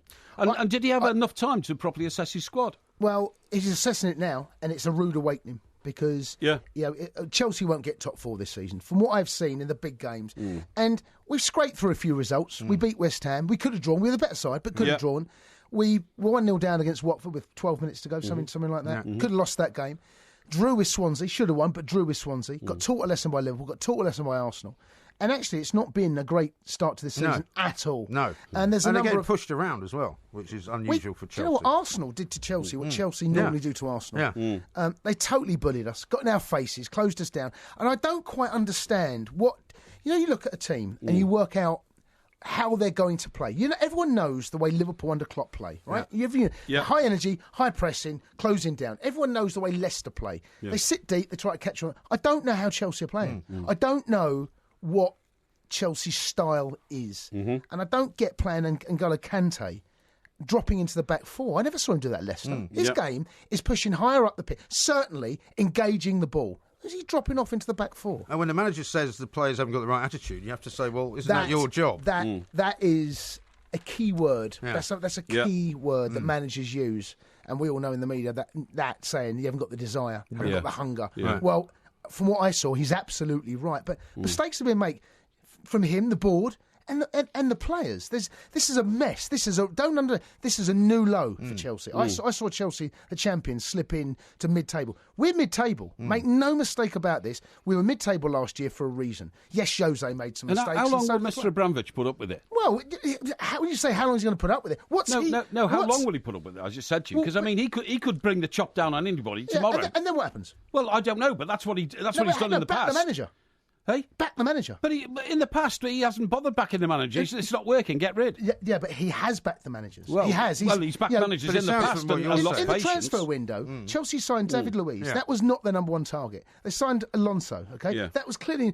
You don't go into the transfer window in the last 48 hours and sign two players and try and tell everyone they're your key target. Right. You get them halfway through at the beginning of the transfer window. It's a mess. It is. Anyway, sounds just from what you're saying that basically it's not just the manager, it's the organisation. Everyone's culpable. Yeah. But the football club wins together and you lose together. Look at the dealings. Look at the transfer market. And there are a number of players at that football club that need to look at themselves. And I put Hazard in that. I put Willian in that. Costa. I mean, fighting, carrying Chelsea yesterday. He's the only one yesterday that could actually have had any, could have left his head. Anyway, we're talking about that. We're talking about Rooney. We're talking Leicester. Liverpool looked magnificent. Man City looked brilliant. And what's going on with David Moyes? Yes, what is going on with David Moyes? Well, Mr. Parry knows him better than I do, but he's struggling. But I think any manager at Sunderland is going to be in a similar position, personally. Yeah. But the last two managers before David Moyes at Sunderland, I mean, you could see that the difference between success and failure at Sunderland is it's a tenth of a millimetre, isn't it? It's a sign because of it, resources and all that kind of stuff. You know what I mean? But has he been bad? When was the last successful manager at Sunderland? Sam Allardyce keeping him up, I suppose. Yes, exactly. But that was that success? I think it was. But what I'm saying is Sunderland managers are not just managers, they're crisis managers. It's always a crisis management situation. When was the last time Sunderland had a good season? Yeah, exactly, Can't remember. Yeah. I can't remember. Absolutely. I mean, Kevin Phillips and Niall Quinn playing up front, was that late 90s? Yeah, that's a long time ago. That is a long time ago. Anyway, Porky loads to can't remember that go far at. back. Pick up the baton from 4 o'clock. Cheers. Thank you very much indeed. Jason Cundy coming up at 4. Right now we're going to get the latest odds from Betfair. The Form Zone on talkSPORT with Betfair. Ready? Go to betfair.com. 18 plus gamble aware. West Ham game coming up at 4 o'clock. Let's see what Betfair have got. Barry is here. Barry. Hi, how are you, lads? Yeah, very well indeed. Very good. It's been an interesting weekend so far. What have you got for the West Ham game? Outright winner. What's the odds on first goal scorer as well? Yeah, 21-10 West Ham to win the game. Southampton 7-5. It's 12-5 to draw. The Saints have won just one of their last 5 league games against West Ham, with both teams scoring in each match. In the first goal scorer market, Michael Antonio scored his first ever Premier League goal in this exact fixture last season. He's a 6-1 chance. In that game, actually, West Ham came from behind to win 2-1. You think it's going to be 2-1 the Hammers today? That's a 10-1 chance, and 34% of all correct score bets are currently being price rushed by 26%. For the visitors in the first goal scorer market, we've seen a few quid for Shane Long at around 11-2. Okay, Barry, thank you very much indeed. Thanks, Those are the Barry. latest odds with Betfair. The Form Zone on talkSPORT with Betfair. Ready? Go to betfair.com. 18 plus gamble aware.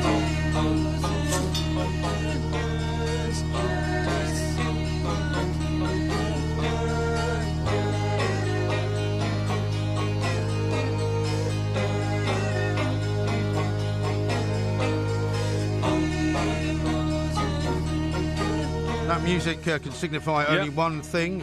We provide 2 heroes, 2 villains of the weekend, and behind the glass, our very dedicated producer, Matt, will tell us who he thinks is going to win it. I think I'm leading by about 4-0 at the moment. No, you're not. Yeah, I don't think you've won one for ages. No. You haven't won one for ages. I think that if we have a different producer per show we do it, then it's a one-off competition. Because because producers get to know. Well, you can't have a one-off competition. The sort of tactics that you employ, and there's no point in having a one-off competition. Yeah, well, because then it's not really a competition at all. Well, it is because we have a winner and a loser. That is not a hero or a villain. Well, for the a winner last or 3 loser. or 4 times, I've been the winner and you've been a loser. Yeah, so well, I don't accept that. Okay. Anyway, so would you like to go first? I'll go first. Right, my first villain is, I'm afraid, Bradley Wiggins, Sir Bradley Wiggins, right? And I'm sorry about that, but I mean, I have read so much on this, and one of the people who's way up on this story is an outstanding Daily Mail journalist called Matt Lawton.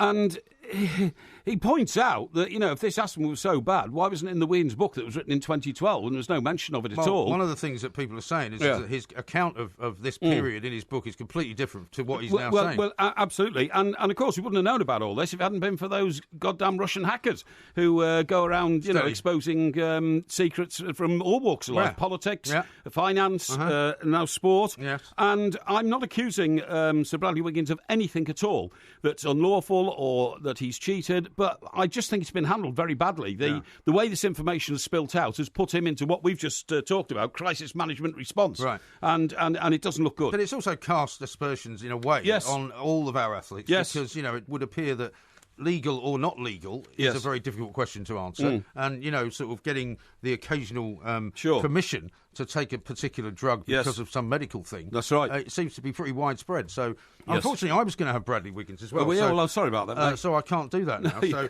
I'll have my first villain instead, right? Right. And I'm going to have Dimitri Seluk. You know who Dimitri Seluk is? Dimitri Sulla. Yeah. Yes. Yeah, rings a bell with you. Yeah, rings a bell. He's Yaya Touré's agent. Yes, I know he is. And funny enough, I was going to nominate him. He's going to be my next one. Yeah, because well, Yaya... get stuffed then, because I've now taken one of yours. Because Yaya has said he's actually backed his agent. Well, he has said that, Yes. but some of the stuff this guy's coming out with about Pep Guardiola is extraordinary. Yes. I mean, he's basically said that what he's doing to Yaya Touré is illegal, which I don't believe it is. He's basically said that he thinks he's God and he treats players like dogs. And I mean, this is the same guy, right? This is the same guy who had the problem with Yaya Touré's birthday cake and said he was being, dissed basically by Manchester City because they didn't recognise his birthday and all sorts of stuff. I mean, this guy doesn't seem to know when to quit. Yaya Touré, it would seem, is not particularly in Pep Guardiola's plans. That's right. And I don't know what he thinks he's going to be achieving by continually attacking the guy who's incredibly successful and doing a great job at Manchester City. So he's my first villain. He's your first villain, okay? Right, now we need a hero. You're not going to have to scramble around to get another villain, aren't you? Yeah, I'm going to have to scramble around to get another villain, but I've got one. So I always have something in reserve. Well, you can do a hero if you'd prefer. I'm going to do a hero. It's going to be my first hero, okay? My first hero is, believe it or not, Jose Mourinho. Is he? For dropping Wayne Rooney, which must have been the most difficult decision of his managerial career. Yeah. But it just proves the mettle of the guy. He knew something had to change. Yeah. He knew something had to go. And one of the reasons why it's so significant is because he knew it would unleash the crowd of people. Oh, Rooney's finished. Rooney's it's the end of Rooney. He knew that would happen, and that was why it was probably so difficult for him to come to that decision. Right. But although he did also say, did he not, that Rooney is the captain on or off the pitch? Of course he did. Which was quite a good thing to say. He said he's captain when he's at home in the kitchen. He's captain when he's on the pitch. He's captain when he's on the training pitch. Yeah. But nevertheless, that has unleashed now, open season on the critics of Wayne Rooney, telling him bye bye Rooney and you're finished and all that. And for that reason, Mourinho had to take a massive, massive decision, and he's big enough to have taken it, which we all know he would be. Yes, and no doubt he will be back in some way, shape or form anyway. Yes. In a different game. OK, so I should give you my first hero, and it's going to be Jurgen Klopp. Actually, not least because of another great performance at the weekend. 5-1, 5 goals going in. They're in 4th place now, 13 points, 4 wins out of 6, and, 16 goals for, which is not a bad little tally. And he's really transformed Liverpool, and I think, it's early in the season. You've been obsessed by Jurgen Klopp. This is not the first time you've made him your hero. Well, no, I think it is, actually. I don't think it is. But the guy is clearly a winner. He's the right choice for Liverpool. Yeah, OK. Well, why this hero worship? Well, unlike why Chelsea... didn't you, like last week, why didn't you nominate Ronald Koeman? Ronald Koeman is your hero last week, when Everton were riding high. No, 5 games, no defeats, 4 victories. Everton are 5th, 1 place behind Liverpool. Yes, that's right. Is that why you get so upset? No. Because you're supposed to be, happy when Liverpool and Everton are successful, aren't you? Well, this dreadful bias, against Everton and in favour of Liverpool, you just do that to wind me up. No, it's not going to wind me up. It's not going to wind me up. I can see that it's not winding me up. I think Jurgen Klopp is a great breath of fresh air in English football, and long may he continue. Right, you've got to do another hero or another villain. I'll do a villain. All right. My villain of this week, the second villain, is Arthur Scargill. Arthur Scargill has, according to reports I've read over the last 2 days, negotiated a deal to buy his council flat through a policy which was, in fact, put in place by his nemesis, Mrs. Margaret Thatcher, when she was Prime Minister, and said, let people buy their own homes. For years and decades, he railed against that, saying that you can't empty the housing stock because people who can't afford to buy the houses need places to rent. Which is probably correct. It is now reported that he's bought it, but he's bought it for £1 million because it's worth £2 million. £1 million? Yeah. And it's a place in the Barbican. That's right. Yeah. And he gets it at a 50% discount because he's been a tenant there for so long. Long live socialism. Long live socialism. So he's now become a millionaire overnight. Absolutely. Great stuff. Yeah. Wonderful. Yeah. OK, well, my second villain is actually a collection of people, and it's the Chelsea players. These are the same players who basically said they didn't want to play for Jose Mourinho as a result of whatever went wrong at Chelsea. He was kicked out. As Jason was just saying, Chelsea are now kind of in disarray. Nobody really knows what to do about fixing it. And it's not just at the player level, it's not just at the manager level. But, how much longer can these players keep saying, oh, well, we don't really know how to play for this particular manager? They obviously don't seem particularly enthused by Mr. Conte. Well, it'd be interesting to see what Jace's insight on that is. He's very close to Chelsea, so we'll find out what's going on there, perhaps. Have you got one more hero? Yeah, one more hero. My hero, and this is after I read an extensive interview with him, is Keith Curle, the Carlisle manager. Keith Curle had a horrendous drinking problem, and his life went to hell. His marriage broke up. He had problems with his family. Obviously, his football career was on a very, very rapid downward spiral. Yeah. And 2.5 years ago, he gave up drink. And he's now back in football management as Carlisle manager. Uh-huh. But the point in my story is emphasised by the fact at the same time as Keith Curle has done that and given up drink, we read horrendous stories about other ex-footballers, you know who we're talking about, who still have very severe alcoholic problems and who have not been able to find the same strength as Keith Curle to actually put a stop to it by saying no. Right. So I think when you contrast what Keith Curle's done to what is happening to other footballers, you say to yourself, well, is it just about self-belief and self-will? And should we, have a little less sympathy for those who are in the gutter and a bit more admiration and praise for people like Keith Curle? Well, I don't mind having admiration and praise for him, but I think it's a bit harsh if you're going to give people a hard time. But anyway, that's another story. We haven't got time for all that. My second hero, and you're going to laugh at this one because it's a slightly tongue-in-cheek character, is Brendan Rodgers. Brendan Rodgers, who has finally admitted and come through with the news that it is he alone who's made Raheem Sterling the great player that he's now become under Pep Guardiola, because he sent him a letter over the summer after his rather dismal performance in the Euros to say that basically, you're the man, and he actually had the temerity to say, he's back to his best like he was when he was playing for me. That's right, yeah. So he's recreated Raheem Sterling single-handedly. You can imagine, can't you, Raheem Sterling ringing up his mum. Mum, you won't believe it. Yeah. Guess what I got in the post? What did you get in the post, darling? Brendan says I'm now a great player I got a letter again. from Brendan Rodgers. Yeah. He said that I can be a great player again like I was under him, but I've gone downhill since he stopped being my manager, and now it's okay because Brendan says I'm all right. Exactly. He likes envelopes, doesn't he, Brendan? So those are our heroes and our villains. Matt will decide very, very shortly which ones he likes. You better make the right decision this week. Well, don't threaten him. That's not fair. This is talkSPORT.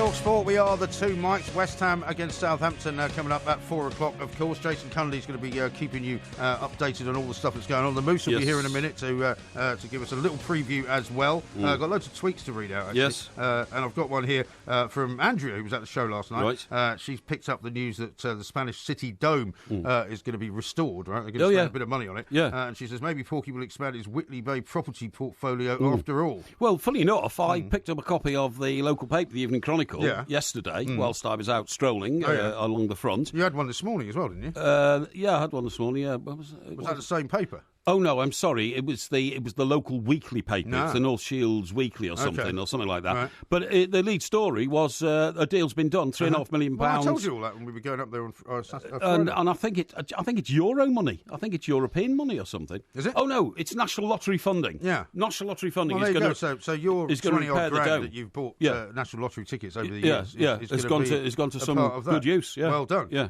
Bob says this: Arthur Scargill can't take anything to his grave. Neither can Neil Kinnock or Tony Blair. Although I see Tony Blair's now saying he's not going to make any more money. No, I've got Isn't that his new mantra? Well, I think he's made 60 million according to reports we've read, and now he said I'm not interested in making any more money. Well, I'm not surprised. No, the interest on that alone will be about £3 million a year. Yeah. Now there's one here from Gaynor. It's very nice. It says, "Hi Mike." I think it's directed at me rather than you. It's not actually, no.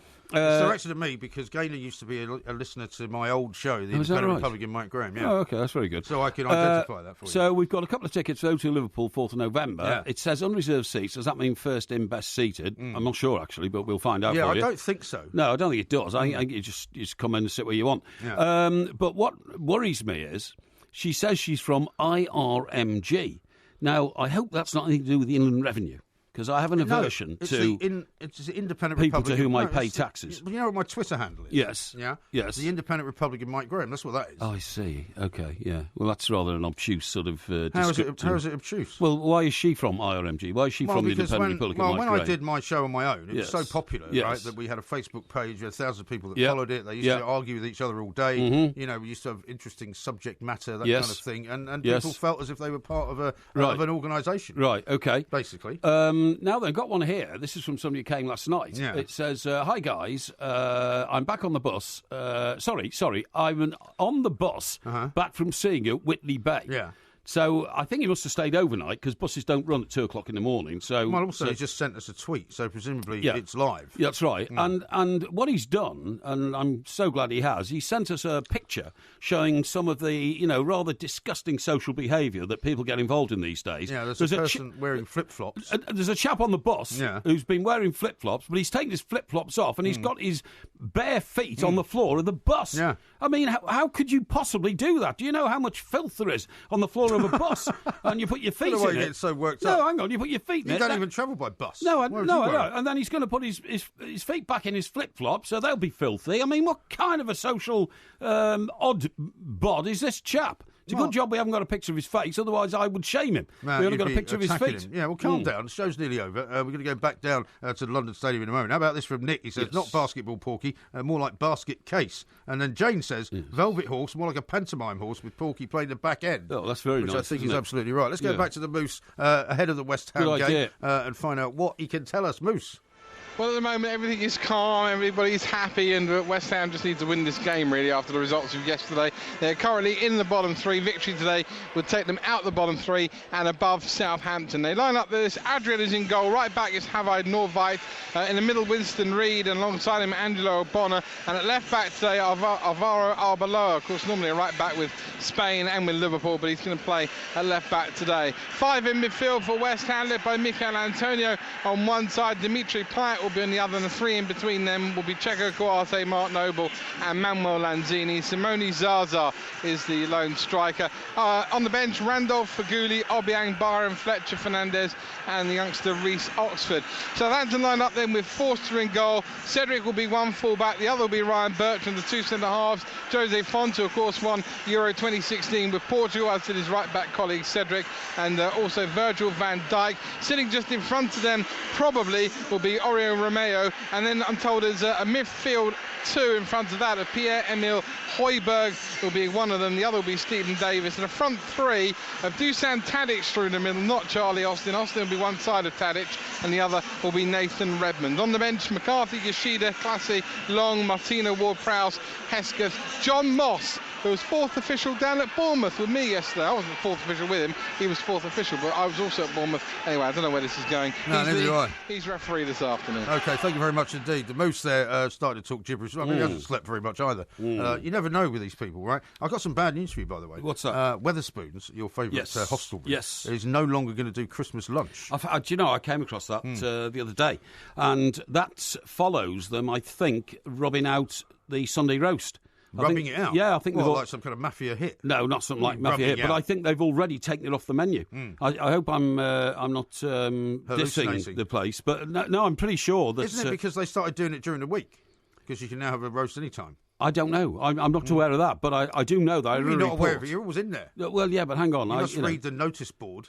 Well, it was on a notice board. It was written in a newspaper somewhere. They said they're giving up the Sunday roast, and then I saw. Was it yesterday that they're not doing? Mind you, with the greatest respect to Wetherspoons, and I'm a big fan of their pubs. Would a family really go to Wetherspoons for their Sunday lunch? Because it's relatively cheap. Yeah, I suppose you're right. Some families might want to go out occasionally. You know, like one Christmas, you go. You know what? Let's actually do it. Let's go out and have somebody else do all the washing up. Yeah, why not? Why not? Well, I mean, you do it sometimes, don't you? Sorry, don't you do it sometimes? Do what? Go out for Christmas dinner. Well, the rest of the family all like that. They like, the homely atmosphere of the Christmas tree and the flashing lights and all that. But they wouldn't mind if you didn't show up, though, would they? Of course they'd mind. They wouldn't mind. Of course they'd mind. Look, in years past, because you and I worked a lot of Christmas days during our career, we've always put Christmas dinner off until I get there at 4 o'clock. Really? Don't worry about that. By which time you're well away, presumably. I'm an essential member of the, the Christmas celebration. But I do like, if possible, to try and take the family out on Boxing Day, because I think that gives the ladies at the house a rest from... ladies? Yeah. From all the... I mean... We are ladies. Putting a Christmas lunch together is the most enormous... Well, they don't have to do it. Catering operation. Why do they have to do it? Because they do it, that's why. Yeah, but I can see what you want to say. No, I'm not saying anything. No, it's traditionally in our family, the women have always cooked the Sunday lunch. I don't have any cooking skills. Neither do my brothers-in-law. So the ladies do it. Yeah, okay. Yeah. That's probably the understatement of the year. We should clip that. I don't have any cooking skills. Yes, Thank you very much not extensive ones. Well, it's been a pleasure, Mr. Parry. We're going to find out very, very shortly who's won Heroes and Villains. Yes. Matt is going to give us the verdict. Yeah. And it's coming next.